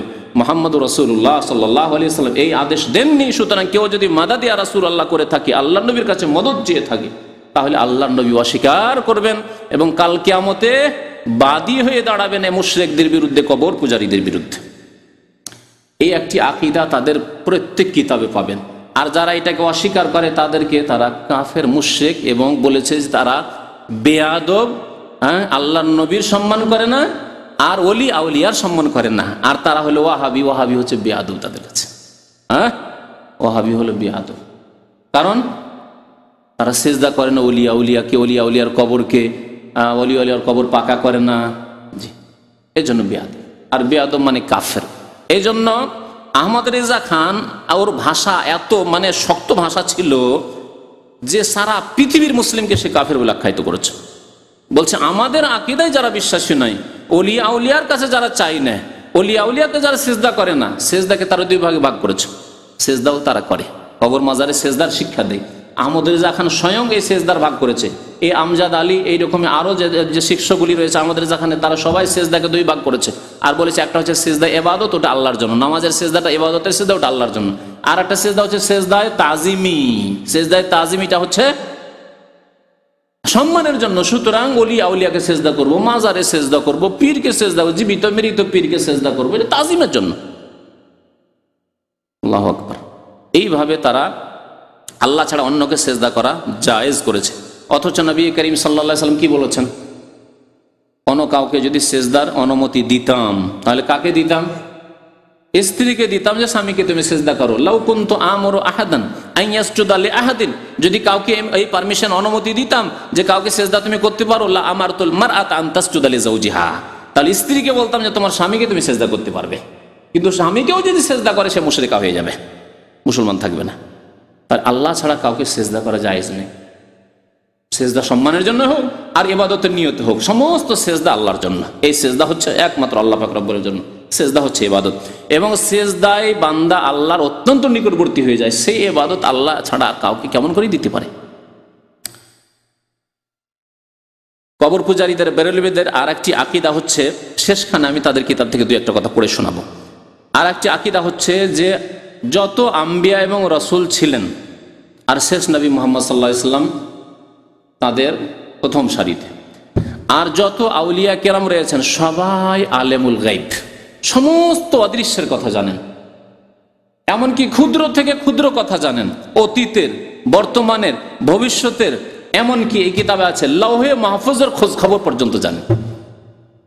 এই জন্য ওলিয়া উলিয়ার কাছে পীর যখন যায় না, পীরের কাছে ওলিয়া উলিয়া পীরের কাছে যখন মুরিদরা যায় তখন মুরিদ কি উদ্দেশ্যে গিয়েছে বলে দেয়, অন্তরের কথা বলে দিতে পারে। আর মুরিদ কি সমস্যা নিয়ে গেছে তাও বলে দিতে পারে যে আপনি এই সমস্যা নিয়ে এসেছেন। তারপরে মুরিদের ভাগ্যে হয়তো ছেলের জন্য গিয়েছে, ছেলে মেয়ে হচ্ছে না, বিয়ে শাদী করে ছেলে মেয়ে হচ্ছে না, রোগ ভালো হচ্ছে না, রোগ ভালো হবে কি হবে না, না এই রোগে মরে যাবে, ছেলে মেয়ে পাবে না, তাও নাকি লৌহে মাহফুজ কাশফের মাধ্যমে দেখে বলে দিতে পারে যে হ্যাঁ লৌহে মাহফুজ, আলেমুল গায়ব যেহেতু লৌহে কালাম সব কিছুর খবর রাখে, তো লৌহে মাহফুজ দেখে বলে যে হ্যাঁ তোমার নামে ছেলে নেই। তারপরে বড় পীরের নামে বাংলায় যে জীবনীটা লেখা আছে, উর্দুতেও আছে, আমার কাছে উর্দুটা আছে, বাংলাটা ছিল খুঁজে পাচ্ছি না, আছে কোনো জায়গায় হয়তো, কারণ অনেকে যারা তওবা করে সেই কিতাবগুলো আমি আলহামদুলিল্লাহ দেশ থেকে নিয়ে আসার প্রয়োজন হয়নি, এই বইটি নিয়ে আসার প্রয়োজন হয়নি, খুঁজতে হঠাৎ করে পেয়ে গেলাম এই কবর পূজারীদের একটা বই। তো এই বইগুলো সংগ্রহ রাখলে মাঝে মাঝে কাজে আসে যারা দিনের দাওয়াতি কাজ করে তাদের, যাতে করে অস্বীকার না করতে পারে। আর এরা অস্বীকারও করেন না, বুক ফুলিয়ে তারা স্বীকার করে এই আকীদাগুলি। তো ওই আব্দুল কাদের জিলানীর জীবনীতে লিখেছে যে তার এক মুরিদ ছিল, যেই মুরিদের ছেলে সন্তান সন্ততি হবে না, লৌহে মাহফুজে লেখা আছে হবে না, তারপরে সে তকদির পাল্টি দিল, আল্লাহ দিতে বাধ্য হয়ে গেল বড় পীরের কথা শুনে। তো ইলমে গায়ব মানে অদৃশ্যের কথা আল্লাহ ছাড়া পৃথিবী তার কেউ জানে না, এমনকি ফেরেশতাদেরকে যতটুকু ক্ষমতা দেওয়া হয়েছে ততটুকুই জানেন, তার বেশি তারা জানেন না। প্রিয় নবী সাল্লাল্লাহু আলাইহি ওয়াসাল্লাম গায়বের খবর জানতেন না, অদৃশ্যের খবর যদি জানতেন তাহলে তিনি আগেই জেনে নিতেন অন্তরের কথা তায়েববাসীর, যে তায়েববাসীর একটিও লোক মুসলমান হবে না, বরং আমাদের উপর জুলম অত্যাচার করবে, রক্তে রক্তিত করে দেবে, আমাদেরকে মারধর করে, সেখানে গিয়ে অপমান হইতে হবে, লাঞ্ছিত হইতে হবে। কখনো তিনি তাইফে যেতেন না, ঠিক কিনা? নবী করিম সাল্লাল্লাহু আলাইহি ওয়াসাল্লাম গেলেন, সেখান থেকে ফিরে আসলেন। ওহদের যুদ্ধে মুসলমানরা হতাহত হলো, ক্ষতিগ্রস্ত হলো। কেন? আল্লাহর নবীর একটি কথা বিরোধিতা করে দেওয়ার জন্য। ইচ্ছা করে হয়তো করেননি, তারা যুক্তি দেখেছেন যে আর তো যুদ্ধ শেষ হয়ে গেছে, সেই সময় ক্ষতিগ্রস্ত হয়েছে। নবী করিম সাল্লাল্লাহু আলাইহি ওয়াসাল্লাম যদি আলেমুল গায়ব হতেন তাহলে জানতেন যে এই যে 50 জনকে এখানে এই যে জাবালে রোমাতে পাহাড়ে নিযুক্ত করলাম, এরা আমার কথা শুনে থাকবে না, তাহলে আরো কোনো ব্যবস্থা নিতেন তিনি, বা এরা নেমে যাচ্ছে সাথে সাথে তিনি ব্যবস্থা নিতেন। কিছুই জানেন না, অতর্কিত হামলা পিছন দিক থেকে, খালিদ বিন ওয়ালিদ তখনও কাফেরদের নেতা, কমান্ডার, পিছন দিক থেকে এসে ঘিরে নিল, আর সামনের দিক থেকে যারা পালাচ্ছিল কাফের তাদেরকেও ডাক দিল যে এসো পেয়ে গেছি। দুই দিক থেকে পিষে দেওয়ার মতো মুসলমানদেরকে পিষে দিল, সাথে সাথে কয়েক মিনিটের মধ্যে 70 জন সাহাবায়ে কেরাম শহীদ হয়ে গেলেন। নবী করিম সাল্লাল্লাহু আলিমুল গায়ব হয়ে এসব কাজ করেছেন। নবী করিম সাল্লাল্লাহু আলাইহি সাল্লামের কাছে একদল কাফেররা এসে মিছামিছি বললো যে আমরা মুসলমান হয়ে গেছি, তো কোরআনের তালিম দেওয়ার লোক না, আমরা সবাই তো মূর্খ, নতুন মুসলমান, কোরআনের তালিমের জন্য কিছু হাফেজকে পাঠিয়ে দেন, আমাদের গোটা বংশ মুসলমান হয়ে গেছে, বরং কয়েক বংশ মুসলমান হয়ে গেছে এই কথা বললো। বুখারী শরীফের হাদিস রয়েছে, মুসলিম শরীফে রয়েছে। জি, নবী করিম সাল্লাল্লাহু আলাইহি ওয়াসাল্লাম 70 জন সাহাবায়ে কেরামকে পাঠিয়ে দিলেন। যখন তাদের এলাকায় গিয়েছে তারা ঘেরাও করে সবগুলিকে শহীদ করে দিল, একজন কোন রকম বেঁচে ফিরে এসেছিলেন রাদিয়াল্লাহু তাআলা আনহুম আজমাইন। নবী করিম সাল্লাল্লাহু আলাইহি ওয়াসাল্লাম যদি আলেমুল গায়ব হতেন তাহলে তাদের ষড়যন্ত্র, তাদের কোথায় মিটিং হয়েছে সবগুলি শুনে এসেছেন। শুনে আসার পরে, খোঁজ খবর রাখার পরে, সব জানার পরে এইভাবে সাহাবায়ে কেরামদেরকে পাঠিয়ে দিবেন কাফেরদের হাতে? হ্যাঁ, জীবন দেওয়ার জন্য? কখনো না। নবী করিম সাল্লাল্লাহু আলাইহি ওয়াসাল্লাম যদি আলেমুল গায়ব হতেন, মা আয়েশা রাদিয়াল্লাহু তাআলা আনহা সম্পর্কে মুনাফিকরা মিথ্যা অপবাদ দিয়েছিল। 1 মাস ধরে নবী করিম সাল্লাল্লাহু আলাইহি ওয়াসাল্লাম সন্দিহান ছিলেন, কি জানি হতেও পারে, মানুষ মাত্র ভুল হতে পারে। একবার গিয়ে আবু বকরের কাছে পরেশান, একবার গিয়ে উসমানের কাছে পরামর্শ চাইছেন, একবার গিয়ে ওমরের কাছে, একবার গিয়ে আলীকে বলছেন আচ্ছা বলো তো আয়েশা সম্পর্কে কি জানো, তোমাদের মত কি, তোমরা কি কোনোদিন খারাপ কিছু দেখেছো? আলেমুল গায়ব সব জানছেন যে এগুলি সব মিথ্যা রটনা, সব এগুলি সব রচনা করেছে, ষড়যন্ত্র করেছে, তাহলে কি করে পরামর্শ নিতে যাবেন, আবার সন্দিহান থাকবেন? একবার এসে বলছেন মা আয়েশা রাদিয়াল্লাহু তাআলা আনহার কাছে, তিনি অসুস্থ হয়ে পড়েছেন এই খবর শুনে, বলছেন আয়েশা যদি তুমি গুনাহ করে থাকো, ইন কুনতি আলমামতি বিযামবিন, তুমি যদি গুনাহগুলি করে থাকো, ফাতুবি ইলাল্লাহ, তওবা করো, আল্লাহ পাক রব্বুল সমস্ত গুনাহ খাতা মাফ করে দেবে, স্বীকার করে নাও। সুবহানাল্লাহ। মা আয়েশা বলছে আমি কি জবাব দেবো, এর জবাব কোনো খুঁজে পেলাম না। তখন বললাম যে আমি আর কিছুই বলতে পারছি না। যদি আমি বলি যে আমি সত্যি আছি, তবুও আপনাকে বিশ্বাস করাতে পারবো না। আর যদি আমি বলি যে না আমার দ্বারা গুনাহ হয়েছে, তাহলে আল্লাহ ভালো জানেন যে আমি গুনাহ করিনি, তাহলে বলবো কি, আমি কি কথা বলে আপনাকে বিশ্বাস করতে পারবো? আমার কাছে আর কোনো কথা নেই, একমাত্র ওই কথা ছাড়া, ইউসুফ আলাইহিস সালামের পিতা ইয়াকুব আলাইহিস সালাম যে কথা বলেছিলেন সেই কথা ছাড়া আর আমার কাছে কোনো কথা নেই। ফাসাবরুন জামিল ওয়াল্লাহুল মুস্তাআনু আলা মা তাসিফুন। 1 মাস ধরে সন্দিহান। সূরা নূরের আয়াত নাযিল হলো, বেশ কয়েকটি আয়াত নাযিল হলো, 12টি আয়াত নাযিল হলো। আল্লাহ পাক রব্বুল স্পষ্টভাবে ঘোষণা করলেন যে আয়েশা রাদিয়াল্লাহু তাআলা পুত পবিত্র এবং তিনি সমস্ত রকমের মিথ্যা রটনা থেকে একবারে পাক সাফ, তিনি সতী। আল্লাহ যখন তার সতীত্বের ঘোষণা করলেন, পাক পরিষ্কার থাকার ঘোষণা করলেন, তখন নবী করিম সাল্লাল্লাহু আলাইহি ওয়াসাল্লাম শান্তি পেলেন। 1 মাস ধরে মানসিক অশান্তিতে ভুগবেন একজন মানুষ, অথচ আলেমুল গায়ব। তারা আলেমুল গায়ব শুধু আল্লাহর নবীকে নয়, সমস্ত ওলিয়া উলিয়া, যত ওলিয়া উলিয়া সব আলেমুল গায়ব বেরেলবিদের নিকটে একটি আকীদা তাদের। 2 নম্বর আকীদা বললাম। 3 নম্বর আকীদা যে আম্বিয়া এবং আউলিয়া, নবীগণ ওলিগণ, এরা হাজির নাজির। এরা হচ্ছে হাজির নাজির। হাজির নাজির মানে কি? 2টি শব্দ কিন্তু আরবি, তাই না? হাজির মানে উপস্থিত। তাদের আকীদা হচ্ছে যে কোনো জায়গায় যে কোনো ওলি আর যে কোনো নবী উপস্থিত হতে পারে। এই জন্য বাংলাদেশে মিলাদ পড়া যারা রয়েছে পার্টি, তারা 2 রকমের। একদল মিলাদ পড়ে বসে বসে, তারা মনে করে যেন নবী হাজির হন না, বিদাতি। কিন্তু শিরকি কুফরি আকীদা তারা রাখে না, বলে যে না নবী হাজির হন না, তবে আমরা মিলাদ পড়লে নেকি পাবো, এই বিদাত করে তারা। আর এক দল মিলাদ পড়তে পড়তে গিয়ে এক সময় কি হয়ে যায়, দাঁড়িয়ে যায়, লাফ দিয়ে দাঁড়িয়ে যায়। আর একটা খালি কুরসিও রাখে মহফিলে, অনুষ্ঠানে, যে নবী সাল্লাল্লাহু আলাইহি ওয়াসাল্লাম আসবেন, তখন এই খালি কুরসিতে বসবেন। বক্তা সাহেব আগে এসে উপস্থিত, আর নবী সাল্লাল্লাহু আলাইহি ওয়াসাল্লামের কেমন করে মানহানি করে, নবী নাকি সব শেষে আসবে। তো নবী করিম সাল্লাল্লাহু আলাইহি ওয়াসাল্লাম নাকি ওদের মহফিলে উপস্থিত হয়ে যান। কোন কোন জায়গায় তারা বলে যে মহফিলে উপস্থিত হন, মিলাদ মহফিলে, ওয়াজ মহফিলে, জলসা মহফিলে হাজির হন। আবার কোন কোন কিতাবে লিখেছে এই বেরলবিরা যে নবী সাল্লাল্লাহু আলাইহি ওয়াসাল্লাম যে কোনো জায়গায় সবসময় হাজির। তাহলে তাদের কথাটি দ্বন্দ্ব, দ্বন্দ্ব নয়। যদি বলেন যে ভালো ভালো মহফিলগুলিতে হাজির, তাহলে সব জায়গায় আল্লাহ নবী হাজির নন, সবসময় হাজির নন। একবার মতবাদ পেশ করছে কুফরি শিরকি মতবাদ, আর একবার বলছে না প্রত্যেক জায়গায় নবী করিম সাল্লাল্লাহু আলাইহি ওয়াসাল্লাম হাজির। এমন কি আউযুবিল্লাহ, এই বেরেলবিদের কিতাবে রয়েছে, আমি পড়েছি, সে কিতাবে আছে যে এমন কি স্বামী স্ত্রীর মিলন হয়, নাউযুবিল্লাহ, সেখানেও নাকি হাজির। সব খবর রাখেন নবী করিম, কোথায় কি হচ্ছে না হচ্ছে সব খবর রাখেন, সব জায়গায় হাজির। হাজির মানে উপস্থিত, আর নাজির মানে দেখা। তাহলে তিনি সব জায়গায় হাজির, সর্বস্থানে হাজির, নবী এবং সমস্ত আম্বিয়া কেরাম এবং অলিগণ। অলিরাও, আটরসির পীরও, ভান্ডারির পীরও, শাহজালালও, আব্দুল কাদের জিলানী, খাজা মঈনুদ্দিন চিশতি, যত পীরেরা রয়েছে সবাই হাজির এবং নাজির। নাজির মানে দেখা, সব জায়গায় হাজির হয়ে যান ইচ্ছা করলে, আর সব জায়গার খোঁজ খবর রাখেন, আর সব কিছু দেখেন, প্রত্যক্ষ করেন, দেখছেন যে কে কি করছেন না করছেন। আপনি মুরিদ হয়েছেন আর আপনি পাপ করছেন, আপনার পীর সাহেব যেহেতু বলি খোঁজ খবর রাখছেন যে আপনি কি করলেন, সব খোঁজ খবর রাখেন।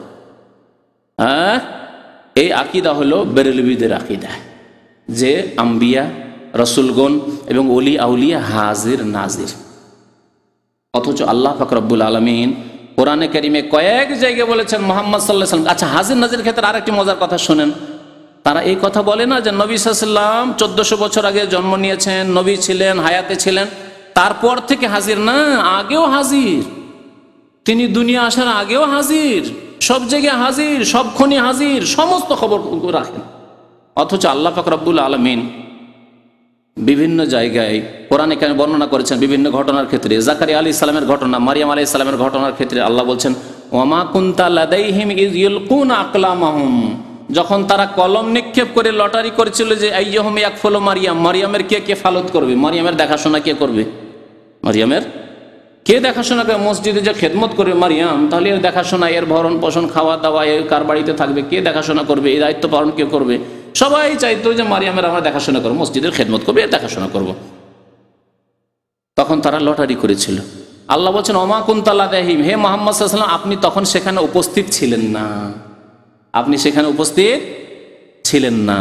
ইউসুফ আলাইহিস সালামের ঘটনা আল্লাহ পাক রব্বুল আলামিন সূরা ইউসুফে বর্ণনা করার পরে বলছেন যে ওয়ামা কুনতা লাদাইহিম ইজ আজমাউ আমরাহুম, যখন ইউসুফ আলাইহিস সালামের সৎ ভাইরা ষড়যন্ত্র করেছিল ইউসুফকে কূপে ফেলার জন্য, মারার জন্য, আর বাবাকে এসে বললো যে দেন সাথে করে নিয়ে যাবো খেলা করতে, এত আদরের ভাই আমরা নিয়ে গিয়ে খেলা করব, কিন্তু তারা ষড়যন্ত্র করেছে এইভাবে নিয়ে এসে মারবো তাকে, আর তারা মনে করলে মেরেই দিচ্ছি, কূপে ফেলে দিয়েছি মারধর করে, তো মরেই গেছে সে কূপে পড়ে, কিন্তু আল্লাহ মারেননি, তিনি মরেননি, তাই না? আল্লাহ বলছেন ওমা কুনতা লাদাইহিম, হে নবী মুহাম্মদ সাল্লাল্লাহু আলাইহি ওয়াসাল্লাম, তখন আপনি সেখানে উপস্থিত ছিলেন না, হাজির নাজির ছিলেন না, তা দেখেনও নি, সেখানে উপস্থিত ছিলেন না। আর কবর পূজারীদের আকীদা কি বললাম, যে নবী মুহাম্মদ সাল্লাল্লাহু আলাইহি ওয়াসাল্লাম অন্যান্য আম্বিয়া কেরাম এবং সমস্ত ওলি আউলিয়া কি হয়ে যায়, হাজির এবং নাজির, এজন্য সব খবর রাখে। হাজির নাজির মানে আপনার বাড়িতে হাজির আছে, যখন আপনি বাড়ি থেকে বেরিয়েছেন পীরের উদ্দেশ্য করে, যে পীর কিবলার সাথে দেখা করে আসি, তখনই ও তো হাজির, দেখেছে যে আপনি কি উদ্দেশ্যে নিয়ে বেরোলেন, আপনার স্ত্রীকে বলে কখন আসবো, কি উদ্দেশ্যে যাচ্ছি, ছেলে হচ্ছে না এই জন্য যাচ্ছি, বা আমার অসুখ ভালো হচ্ছে না এই জন্য যাচ্ছি, বা অনেকদিন থেকে পীর বাবার সাথে দেখা হয়নি, পীর বাবাকে কিছু নজর নিয়াজ দিয়ে আসবো সেই জন্য যাচ্ছি, সব তো দেখে চলে আসছেন, সেই জন্য তো বলে দিতে পারছে। হ্যাঁ, এই হলো আকীদা কবর পূজারীদের। বেরেলভীদের আর একটি আকীদা হচ্ছে যে নবীগণ এবং ওলি আউলিয়া সারা পৃথিবীর নিয়ন্ত্রণ করেন, সারা পৃথিবীর নিয়ন্ত্রণ করেন, বর্ষা বৃষ্টি দেওয়া, ঝড় তুফান, ভূমিকম্প, সুখ দুঃখ, মানুষের অভাব, সচ্ছলতা ইত্যাদি যত কিছু পৃথিবীতে হচ্ছে এক কথায়, তারপরে কেউ হালাক হয়ে যাচ্ছে, কেউ উদ্ধার হচ্ছে, কোনো দুর্ঘটনা ঘটলো অথবা দুর্ঘটনা ঘটতে ঘটতে বেঁচে গেল, এই সবগুলি হচ্ছে নিয়ন্ত্রণ। এই পৃথিবীর নিয়ন্ত্রণ কন্ট্রোল করছে, এই নিয়ন্ত্রণ করছে কন্ট্রোল করছে কারা, আম্বিয়া কেরাম এবং ওলি আউলিয়া। এই আকীদা হচ্ছে কবর পূজারীদের আকীদা, বেরেলভী আকীদা, এবং তারা খোলাখুলি বর্ণনা করছে, তাদের কিতাব থেকে দেখাবার প্রয়োজন নেই, তাদেরকে জিজ্ঞাসা করেন যে ওলি আউলিয়া পৃথিবীর তাসাররুফ করে, বলে হ্যাঁ অবশ্যই, গৌসুল আজম, কুতুব, আবদাল, এরা সারা পৃথিবীর নিয়ন্ত্রণ করে, সারা পৃথিবী তারা ধরে আছে। জি, কোথাও মুরিদানরা হয়তো ধ্বংস হচ্ছিল, তাদের দুর্ঘটনা ঘটছিল, আর গৌস গিয়ে বা কুতুব গিয়ে তাদেরকে উদ্ধার করে নিল, বাঁচিয়ে দিলাম। এসব বহু ঘটনা তাদের কিতাবাদিতে রয়েছে এবং সেগুলি তারা খোলাখুলি স্বীকার করে। জি, কবর পূজারীদের আর একটি আকীদা আছে যে প্রিয় নবী মুহাম্মদ সাল্লাল্লাহু আলাইহি ওয়াসাল্লাম মুখতারে কুল, মুখতারে কুল শব্দটি আরবি শব্দ, আরবি থেকে উর্দুতে নিয়ে আসা হয়েছে। কুল মানে সব কিছু, আর মুখতার মানে একবারে স্বাধীনতা, পুরো স্বাধীন, সমস্ত ক্ষেত্রে তাকে আল্লাহ ক্ষমতা দিয়েছেন, স্বাধীনতা দিয়েছেন, যা ইচ্ছা তাই করতে পারেন, যাকে ইচ্ছা আল্লাহ রসুল গরিব করে দিতে পারেন, ফকির করে দিতে পারেন, যাকে ইচ্ছা আল্লাহ রসুল ধনী করে দিতে পারেন, যাকে ইচ্ছা। আমাদের আল্লাহ রসুল বলে অভ্যাস নেই, আল্লাহর কাছে বলে অভ্যাস, বারবার আল্লাহ বেরোচ্ছে, তাই না? কিন্তু তাদের কথা হয় আল্লাহ রসুল যাকে ইচ্ছা গরিব করতে পারেন, যাকে ইচ্ছা আল্লাহ রসুল ধনী করতে পারেন, যাকে ইচ্ছা আল্লাহ রসুল ধ্বংস করে দিতে পারেন, যাকে ইচ্ছা আল্লাহ রসুল গুমরা করে দিতে পারেন, যাকে ইচ্ছা আল্লাহ রসুল মুমিন করে দিতে পারেন, যাকে ইচ্ছা জান্নাতে দেবেন। আহমদের জাখানে বেরেলভী তার ছাত্ররা লিখেছে যে আল্লাহর নবী যাকে ইচ্ছা জান্নাতে দেবেন, যাকে ইচ্ছা জাহান্নামে দেবেন, আল্লাহ রসুলের ইচ্ছা, রসুলের ইচ্ছা। অথচ নবী করিম সাল্লাল্লাহু আলাইহি ওয়াসাল্লাম চাচার জন্য দোয়া করতে লাগলেন আল্লাহর কাছে, আল্লাহ তুমি যতক্ষণ নিষেধ না করেছো আমি আমার চাচার জন্য দোয়া করব। চাচা এত সাহায্য সহযোগিতা করেছে, কলেমা পড়াইতে পারলাম না, চাচার জন্য দোয়া করব। আল্লাহ বলছেন মা কানা লিন-নবী ওয়াল্লাযীনা আমানু আন ইস্তাগফিরু লিল মুশরিকিন, তোমার জান্নাতে দেওয়া তো দূরের কথা, আল্লাহর কাছে মাপ চাইতে পারবে না তোমার চাচা আবু তালেবের জন্য। জান্নাতে দেওয়া তো দূরের কথা, জাহান্নাম থেকে উদ্ধার করা তো দূরের কথা। নবী করিম সাল্লাল্লাহু আলাইহি ওয়াসাল্লাম বলছেন সবচাইতে হালকা আযাব হবে আমার চাচাকে। আর সে আযাব কেমন হবে? পায়ে দুটো খড়ম দেওয়া হবে, খড়ম বুঝেন না, আলানে খড়ম বা স্যান্ডেল জুতো দেওয়া হবে পায়ে। আর কিসের? না আলানে মিন্নার, জাহান্নামের আগুনের। ইয়াগলি মিনহুমা দিমাগহু, আর যেই দুইটি খড়ম বা স্যান্ডেল জাহান্নামের পরে থাকবে তার কারণে তার দিমাগ মানে মগজ খুলি টকবক করে ফুটবে, ফুটবে টকবক করে, যেমন হাঁড়িতে গরম পানি আর ভাত ফুটে ওই রকম ফুটতে থাকবে। আল্লাহু আকবার। নবী করিম সাল্লাল্লাহু আলাইহি ওয়াসাল্লাম নিজের চাচাকে উদ্ধার করতে পারলেন না। আর নবী করিম সাল্লাল্লাহু আলাইহি ওয়াসাল্লাম বলা হচ্ছে মুখতারে করে সমস্ত কিছুর এখতিয়ার রাখেন, সমস্ত কিছুর এখতিয়ার রাখলে নবী সাল্লাল্লাহু আলাইহি ওয়াসাল্লামের কখনো ক্ষতি হতো না, তার বংশের লোকদের কখনো ক্ষতি হতো না। সবসময় তার বংশের লোকেরা নির্যাতিত হয়েছে, তার বংশের লোকেরা সবসময় নির্যাতিত হয়েছেন। হ্যাঁ, তার বংশের লোকেরা আশা করছিলেন যে আমরাই হয়তো এতে থাকবো, কারণ আমরা হকদার, আমরা যোগ্যও রয়েছি। কিন্তু তারা নির্যাতিত হয়েছেন অন্যদের কাছে, যেগুলি বলার হয়তো বিস্তারিত এখন সময় নেই। কবর পূজারীদের এই আকীদাগুলি রয়েছে এই কিতাবে, কিছু কথা পড়ে শোনাবো আপনাদেরকে। কবর পূজারীদের আর একটি আকীদা হচ্ছে যে মুহাম্মদ সাল্লাল্লাহু আলাইহি ওয়াসাল্লাম মাটির তৈরি নন, মানুষ নন। তিনি কি? নূরের তৈরি, নূরের তৈরি। এ সম্পর্কে বিস্তারিত বলার সময় নেই। এই সম্পর্কে একটি বক্তব্য আছে, মাস 2-3 আগেই বক্তব্য করা হয়েছে, হয়তো 4 মাস আগে, যে নূর নাকি মানুষ, এই বিষয়ের উপরে একটা বক্তব্য আছে। নবী করিম সাল্লাল্লাহু আলাইহি ওয়াসাল্লাম নূর নন, মানুষ, এবং মানুষ হলেও তিনি সৃষ্টি সেরা। কিন্তু কবর পূজারীদের ভ্রান্ত ধারণা, মানুষ হলে মনে হয় সৃষ্টি সেরা হতে পারবেন না, আর যদি নূরের তৈরি বলে দিই, মাটির তৈরি হইলে তিনি তার মানহানি হয়ে যাবে। আর যদি নূরের তৈরি বলে দিই, তাহলে আমরা বেশি সম্মান করে দিলাম আর তার মর্যাদা দিলাম না। নবী করিম সাল্লাল্লাহু আলাইহি ওয়াসাল্লাম এরকম বাড়াবাড়ির মর্যাদা দিতে নিষেধ করেছেন। লা তুতরুনি কামা আতরাতিন নাসারা ঈসা ইবনে মারইয়াম, আমার সম্পর্কে অতিরঞ্জন বাড়াবাড়ি করিও না, যেমন ঈসা আলাইহিস সালাম সম্পর্কে খ্রিস্টানরা বাড়াবাড়ি করেছে। আল্লাহর বান্দা ছিল, আব্দুল্লাহ ছিলেন তিনি, তাকে কি করে দিয়েছে তারা? ইবনুল্লাহ করে দিয়েছে, আল্লাহর পুত্র বানিয়ে দিয়েছে, বান্দাকে পুত্র বানিয়ে দিয়েছে। কুফরি করেছে তারা। সেই রকমই তোমরা বাড়াবাড়ি করে শিরক কুফরিতে লিপ্ত হয়েও না। ইন্নামা আনা আবদুন, আমি হচ্ছি আল্লাহর বান্দা। ফাকুলু, সুতরাং তোমরা বলবে আব্দুল্লাহ ওয়া রাসূল, মুহাম্মদ সাল্লাল্লাহু আলাইহি ওয়াসাল্লাম আল্লাহর বান্দা এবং রাসূল। এই কবর পূজারীদের আকীদা যে মুহাম্মদ সাল্লাল্লাহু আলাইহি ওয়াসাল্লাম নূরের তৈরি, মাটির তৈরি নন, মানুষ নন। অথচ আল্লাহ পাক কোরআনে কারীমে ইরশাদ করেছেন, কুল ইন্নামা আনা বাশারুন মিসলুকুম, হে নবী আপনি বলে দেন যে নিশ্চয় আমি তোমাদের মতোই মানুষ। তোমাদের মতোই মানুষ মানে তোমরা যেমন মাটি দিয়ে তৈরি হয়েছো, আমি মাটি দিয়ে তৈরি হয়েছি। তোমরা যেমন মা বাবা সূত্রে এসেছো, আমিও মা বাবা সূত্রে হালাল ভাবে এসেছি। আমার জন্ম হয়েছে, আমিও ছোটকালে দুর্বল ছিলাম, তারপরে দুধ পান করেছি, লালিত পালিত হয়েছি, বড় হয়েছি। জি, মানুষের যেসব গুণ রয়েছে নবী সাল্লাল্লাহু আলাইহি ওয়াসাল্লামের মধ্যে সেই সব গুণ ছিল। তবে পার্থক্য, আল্লাহ বলছেন পার্থক্য আছে। ইউহা ইলাইয়া, আমার কাছে ওহী এসেছে, আমার কাছে রিসালাত এসেছে, নবুয়ত এসেছে, আমি নবী হয়েছি, রাসূল হয়েছি, আমার কাছে আকাশের সংবাদ আসে।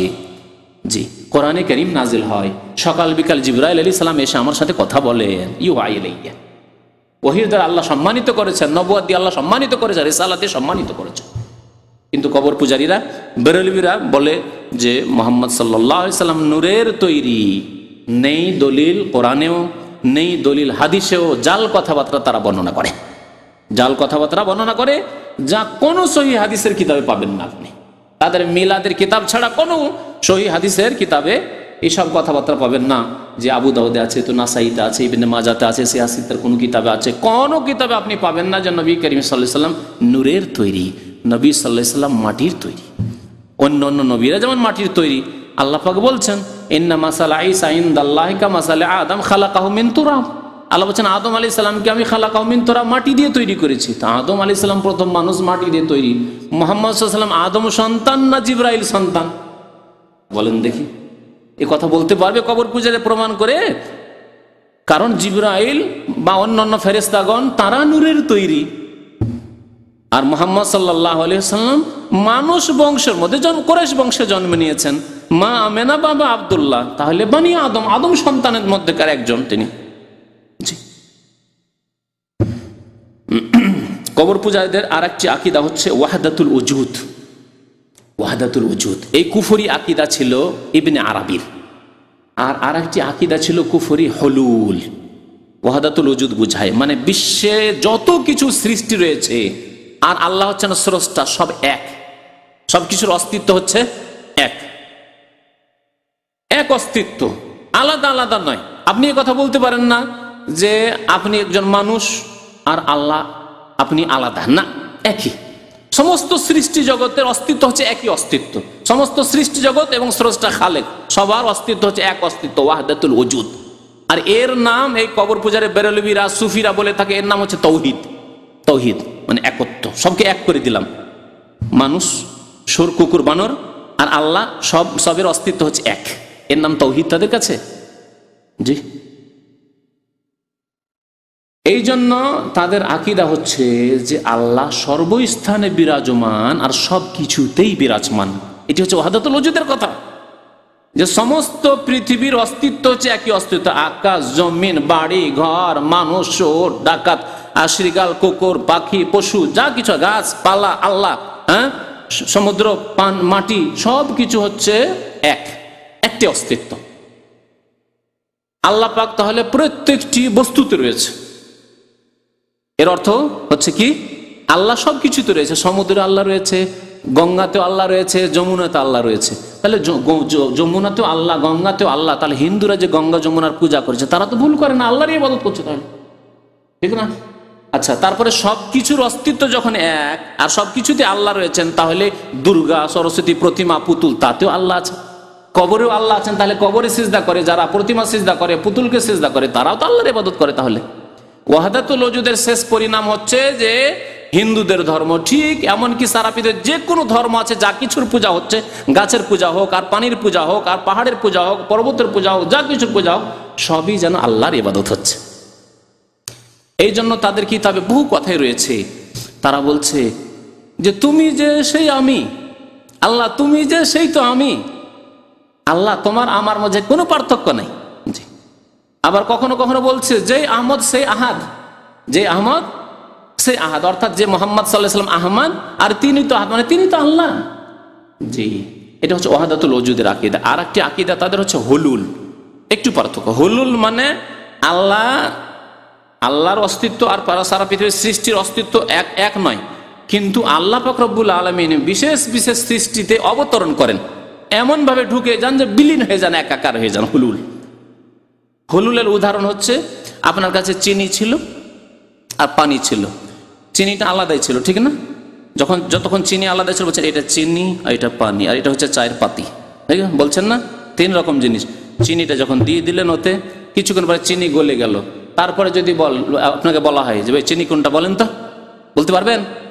চিনি পানিতে একাকার হয়ে গেছে, গলে গেছে। এখন এটার নাম হুলুল। এটা হচ্ছে হুলুল, একাকার হয়ে যাও। আচ্ছা, তারপরে চাটা দিলেন, চাটা দেওয়ার পরে রং হয়ে গেল, সাদা ছিল রং হয়ে গেল, আর চায়ের পাতিটা যেটা সেটা উঠিয়ে ফেলে দিলেন। তারপর এর নাম কি থাকলো? চা হয়ে গেল। আর পানিও থাকলো না বা শরবতও থাকলো না, তার নাম হয়ে গেল চা, মিক্সচার হয়ে যাবে। এটি হচ্ছে হুলুল। তো তাদের আকীদা যে আল্লাহ পাক রব্বুল আলামিন নাকি বিশেষ বিশেষ ওলি আউলিয়ার মধ্যে, নবীর মধ্যে হুলুল করে যান, একাকার হয়ে বিলীন হয়ে যান। আর এটা হয়েছিল মানসুর হাল্লাজ। এই যে হাল্লাজের মধ্যে হয়েছিল। তাই হাল্লাজ কি বলতো? আনাল হক, আমি হচ্ছি খোদা, আমি হচ্ছি সেই হক, সেই হক, সেই আল্লাহ, আনাল হক। ওলামার দেখলেন এই তো বড় কাফের, এর চাইতে বড় কাফের তো ফেরাউন না, এর চাইতে বড় কাফের তো কার্ল মার্কস না, এর চাইতে বড় কাফের তো আবু জাহল, আবু লাহাব না। তখন ওলামারা ফতোয়া দিলেন যে মুরতাদ হয়ে গেছে, আর মুরতাদ হওয়ার কারণে তাকে বাগদাদে জবাই করা হয়েছিল। ইসলামিক দণ্ডবিধি তার উপরে কায়েম করে তাকে জবাই করা হয়েছিল। আর আমাদের দেশের কবর পূজারী এই বেরেলভিদের মধ্যে এমন কিস্সা কাহিনী আছে যে সত্যি সে আল্লাহকে পেয়ে গেছিল। এই হুলুল আকীদা যেহেতু তাদের, সত্যি আল্লাহকে পেয়ে গেছিল, এই জন্য জবাই করা হয়েছিল। তার প্রত্যেকটি গোস্ত থেকে আল্লাহু আনাল্লাহের আওয়াজ আসছে। আছে না তাদের কিতাবে? আছে তাদের কিতাবে। যারা পড়েছেন তারা জানে যে প্রত্যেকটি অঙ্গ প্রত্যঙ্গ, এমনকি রক্ত থেকে আওয়াজ আসছে, আনাল হক, আনাল হকের আওয়াজ আসছে। এই আকীদাগুলি হলো বেরেলভিদের আকীদা, বেরেলভিদের আকীদা। এখন সময় শেষ হতে যাচ্ছে, সেই জন্য এখন তাদের আকীদা সম্পর্কে আর বেশি কিছু না বলি, আরেকটি আকীদার কথা বলি। বেরেলভিদের আরেকটি আকীদা হচ্ছে যে মৃত ব্যক্তি শুনতে পায়, মানুষ মরে যাওয়ার পরে শুনতে পায়, কবর থেকে শুনতে পায়। আর বিশেষ করে ওলি আউলিয়া হলে তো শুনতে পায় না, না শুনলে সাহায্য কেমন করে করবে? তো এই আলোচনাটা আংশিকভাবে চলে এসছে।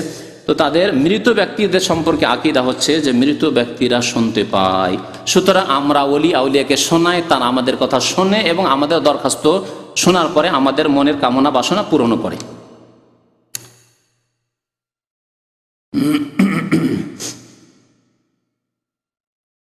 বেরেলভিদের একটি আকীদা বর্ণনা করলাম যে আল্লাহ ছাড়া অন্যের কাছে চাওয়া তাদের কাছে কি শুধু জায়েজ নয়, বরং তাদের ধর্ম এটি, মুস্তাহাব, তাদের ধর্ম এটি, তাদের দিন।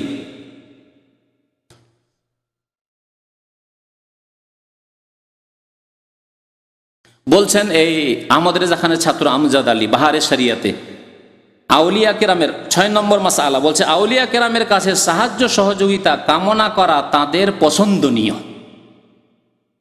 বুঝলেন না? বুঝলেন না? আউলিয়া কেরামের কাছে সাহায্য সহযোগিতা কামনা করা, সাহায্য চাওয়া, যে হে বাবা, হে শাহজালাল বাবা, হে আটরসি বাবা, হে মাঝভান্ডারী বাবা, সাহায্য করো, উদ্ধার করো, সন্তান দাও, রোগ ভালো করো, হ্যাঁ, বিপদ আপদ থেকে উদ্ধার করো। কোথাও হাবুডুবু করছেন, আপনার জাহাজ ডুবে যাচ্ছে বা বিমান ধ্বংস হচ্ছে, তখন আপনিও কবর পূজারী বেরোলিবি, তখন আপনি তার কাছে আপনি কামনা করছেন যে আমাদেরকে উদ্ধার করো বাবা, হে গৌসুল আজম, উদ্ধার করো, মদত করো, সাহায্য করো। এসব এটা করা হচ্ছে তাদের কাছে পছন্দনীয়। তারা সাহায্য প্রার্থনাকারীদের সাহায্য করে থাকেন, সাহায্য করে তারা।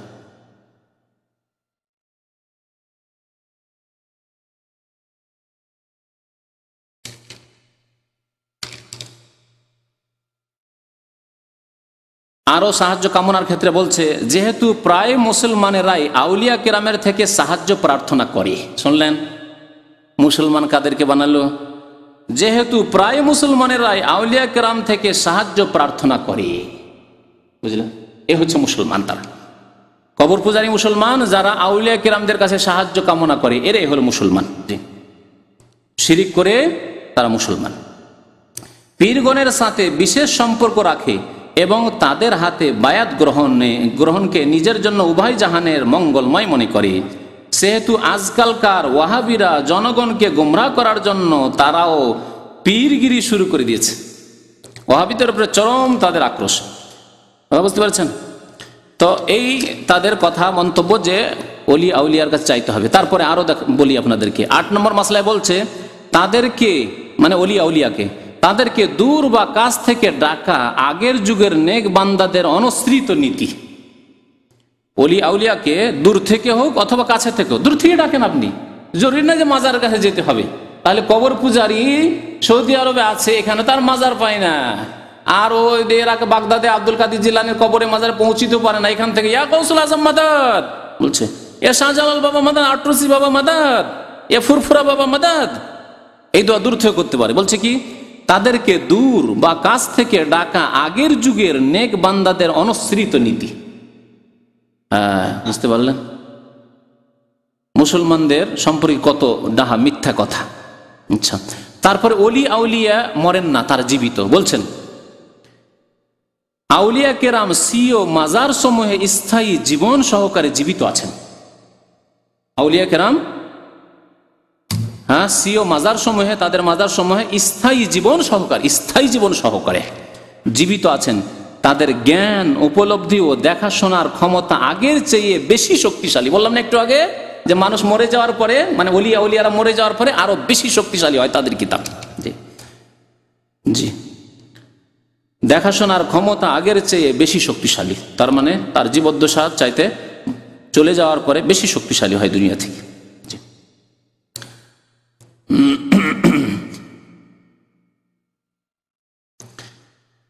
আচ্ছা, তাদের একটি কথা শোনেন। আমরা যদি আপনাদেরকে জিজ্ঞেস করি যে সবচাইতে বড় আল্লাহর ওলি কে, আল্লাহর ওলি কে, বলতে পারেন নবী সাল্লাল্লাহু আলাইহি ওয়াসাল্লাম, কিন্তু নবী সাল্লাল্লাহু আলাইহি ওয়াসাল্লাম তো নবী রাসূল। নবী সাল্লাল্লাহু আলাইহি ওয়াসাল্লাম ছাড়া তার উম্মতের মধ্যে সবচাইতে বড় ওলি কে?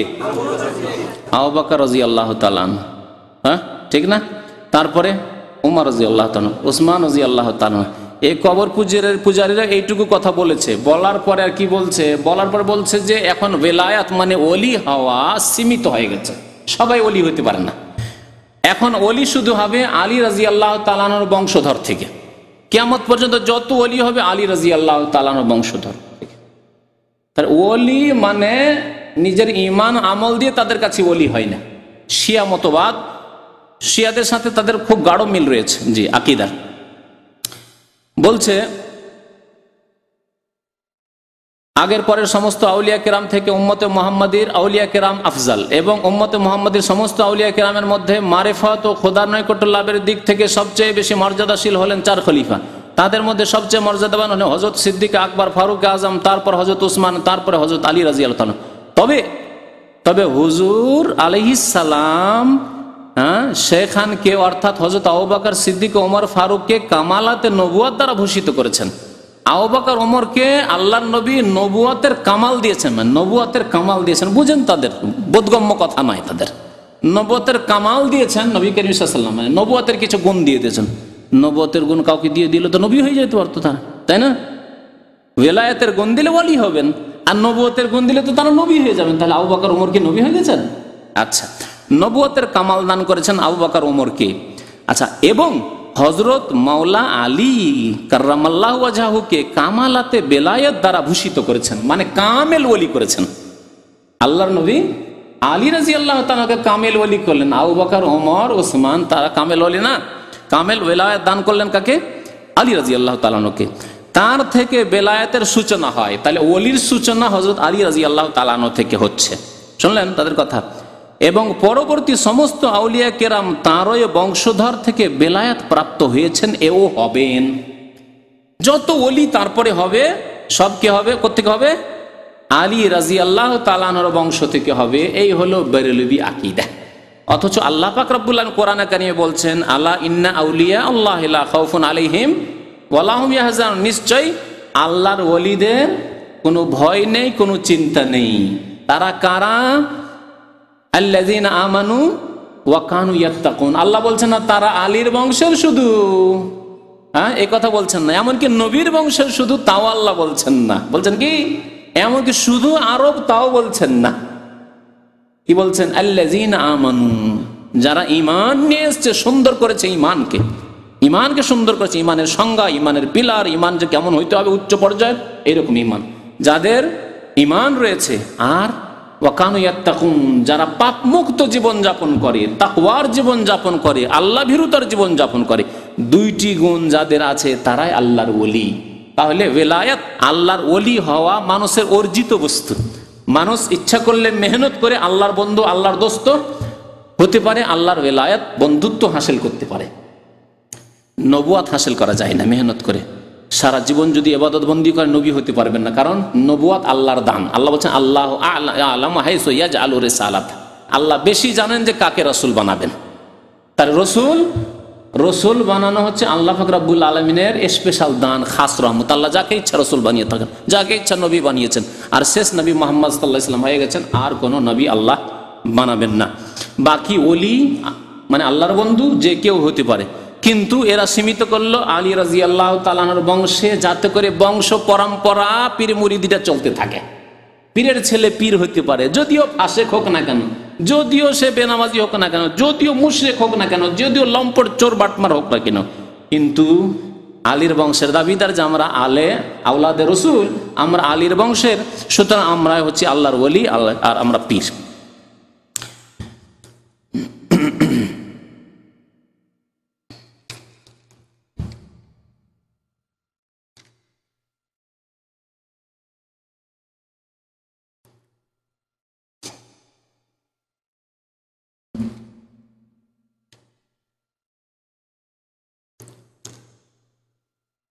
আচ্ছা, বিদাত সম্পর্কে শুনেন বেরেলভীদের কথা আর শরীয়তের কথা। আল্লাহ পাক রব্বুল আলামিন রাসূল সাল্লাল্লাহু আলাইহি ওয়াসাল্লাম কি বলেছেন? কুল্লু মুহদাসাতিন, প্রত্যেক নতুন কাজ ধর্মের নামে যা হবে তার নাম কি?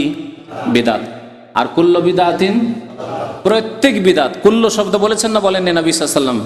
এক তো খুতবাতে বলেছেন, আর নবী সাল্লাল্লাহু আলাইহি ওয়াসাল্লামের যে একটি বক্তব্য ছিল, সাহাবারা বললেন ইয়া রাসূলুল্লাহ, মনে হচ্ছে এটি হচ্ছে আপনার বিদায়ী ভাষণ।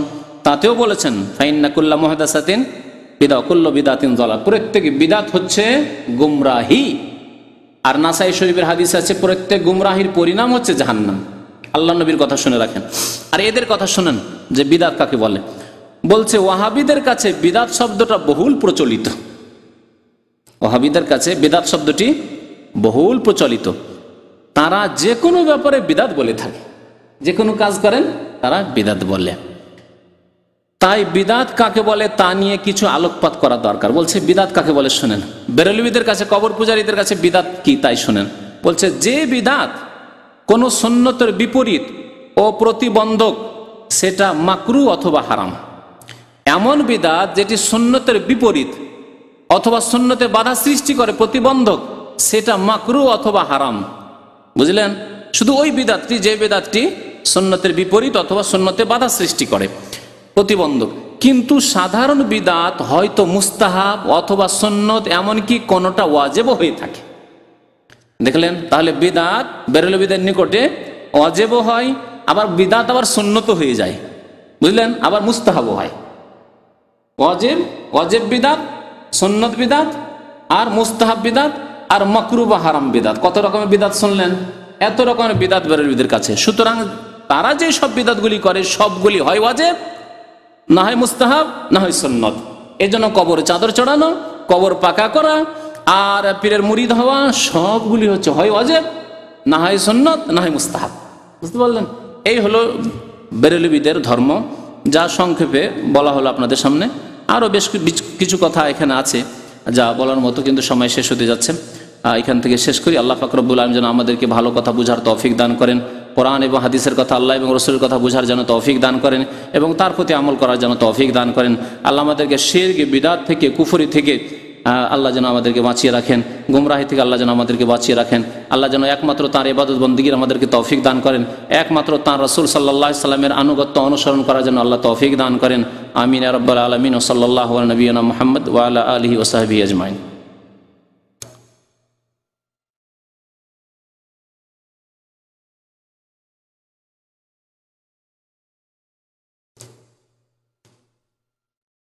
আর একটি কথা শোনাই, না হলে অসম্পূর্ণ থেকে যাবে। দেখেন, ওয়ালিগণের কারামত হক, এর অস্বীকারী পথভ্রষ্ট। কথাটা ঠিক যে অলি আউলিয়ার কারামত হতে পারে, কিন্তু কারামত কেমন হতে পারে? আচ্ছা, আর সবচাইতে বড় ওলির বেশি কারামত হবে না ছোট ওলির বেশি কারামত হবে? যত বড় ওলি হবে তত কারামত হওয়া উচিত। আর একটু আগে সেই শুনলেন যে তারা স্বীকার করে সবচাইতে বড় ওলি আবু বকর, ওমর, ওসমান, 4 খলিফা, তাই না? আলী। এখন শুনেন কারামত আবার কেমন হয়। বলছে যে 5 নম্বর মাসলা, মৃত ব্যক্তিকে জীবিত করা, মরা মানুষকে জীবিত করা, এটি হচ্ছে কারামত ওলিদের। জন্মান্ধ কুষ্ঠ রোগীকে আরোগ্য দান করা, জন্মান্ধ, মায়ের পেট থেকে জন্ম নিয়েছে অন্ধ হয়ে, আর কুষ্ঠ রোগী এইরকম লোককে আরোগ্যতা দান করা, দুনিয়ার এক প্রান্ত থেকে অন্য প্রান্ত এক মুহূর্তে পরিভ্রমণ করা, দুনিয়ার এদিক থেকে ওদিক। তাহলে ওলি আউলিয়া এত বেশি আছে, আর পীর বাংলাদেশে এত আছে। বাংলাদেশের লোককে তো ফ্লাইটে সব টিকিট খরচ করার দরকারই নাই, 3.5-4 লাখ টাকা দিয়ে ভিসা নিয়ে আসছেন, দিবেন উড়ান, একবারে পীরকে ধরবেন যে পীর বাবা আমাকে সৌদি আরব পৌঁছে দাও। আর সৌদি আরব কেন আসবেন? টাকা, বেশি টাকার জন্য যাবেন। পীর বাবা আমেরিকার আর গ্রিন কার্ড দিচ্ছে না, কানাডা দিচ্ছে না আমাদের সাধারণ লোকদেরকে। আল্লাহর হস্তে 7 সমুদ্র 13 নদী আটলান্টিক পার করে আমাদেরকে আমেরিকার কানাডা পৌঁছে দাও। আর কিছুদিন ইনকাম করলেই তো বড় লোক হয়ে গেলেন, ফিরে চলে আসেন, ডলার নিয়ে ফিরে চলে আসেন। পীর ধরেন এইরকম। দেখেন, পৃথিবীর এক প্রান্ত থেকে অন্য প্রান্ত এক মুহূর্তে পরিভ্রমণ করা, মোট কথা অনেক অসাধ্য কাজ আউলিয়া কেরাম দ্বারা সম্ভব। তবে যেগুলো অসম্ভব বলে প্রমাণিত হয়েছে সেগুলো কখনো সম্ভব নয়। কোনগুলি অসম্ভব বলে প্রমাণিত হয়েছে? আল্লাহর নবী কোন মৃতকে জীবিত করেছেন? তাহলে অসম্ভব বলে প্রমাণিত হয়েছে না হয়নি? মুজিজা, কেরামত চাইতে উঁচু হচ্ছে মুজিজা, নবীদের সাথে খাস। আল্লাহর নবী তার মুজিজা তো কোনো মৃতকে জীবিত করে দেখাননি। বুঝতে পেরেছেন? এটা পারেননি। তারপর আরেকটি কথা শুনেন, কেরামত আল্লাহ ছাড়া, আল্লাহ রসুল ছাড়া অন্যদের, আল্লাহর নেক বান্দাদের, আর মুজিজা আম্বিয়াদের, সেটি তাদের ইখতিয়ারে থাকে না। অনেক সময় জানতে পারেন যে আল্লাহ দেবেন, আর অনেক সময় জানতে পারেন না যে কি হচ্ছে। আমি বহুবার শুনিয়েছি, মুসা আলাইহিস সালামের হাত থেকে লাঠি আল্লাহ ফেলতে বললেন, লাঠি যেমনই ফেলা তেমন অজগর সাপ হয়ে একেবারে লাফ দিয়ে চলে আসছে। মুসা আলাইহিস সালাম তো ভয় পালাইতে শুরু করেছেন। কোরআন আছে না নেই? কোরআনে কারিমে আল্লাহ এই ঘটনা উল্লেখ করেছেন। তাহলে মুসা আলাইহিস সালাম যদি জানতেন যে আমার লাঠি এটি আমার মুজিজা, এই অজগর সাপ হয়েছে, তাহলে পালাবেন কেন? ভয় কেন হবে তার? জানতেন না তো।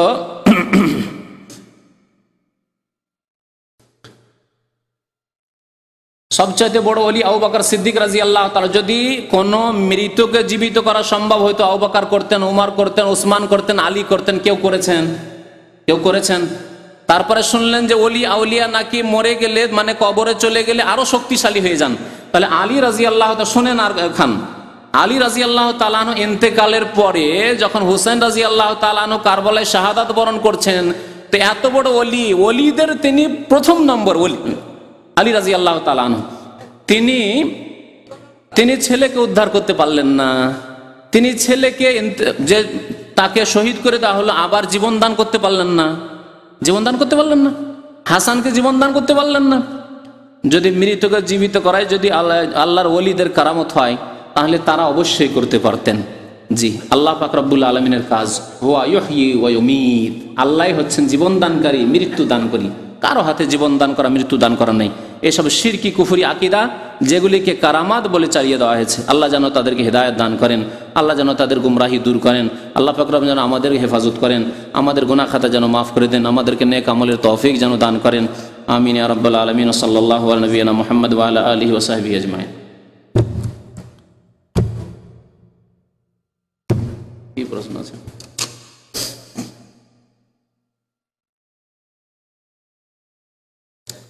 মা এবং বাবাকে পা ছুঁয়ে সালাম করা হয়, এটা কি ঠিক না? পা ছুঁয়ে সালাম করবেন না।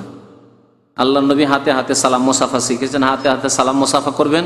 আর যদি চুমা দিতে হয় তো মাথাতে দেবেন অথবা কপালে দেবেন, মাথাতে অথবা কপালে দেবেন মা বাবার চুমা, কিন্তু পায়ে চুমা দেবেন না বা পায়ে ধুলা নেবেন না। এগুলি হিন্দুদের কাজ, হিন্দুরা করে থাকে, হিন্দুদের পাশাপাশি বাস করে, তাই শিখে রেখেছে এক শ্রেণীর মুসলমান।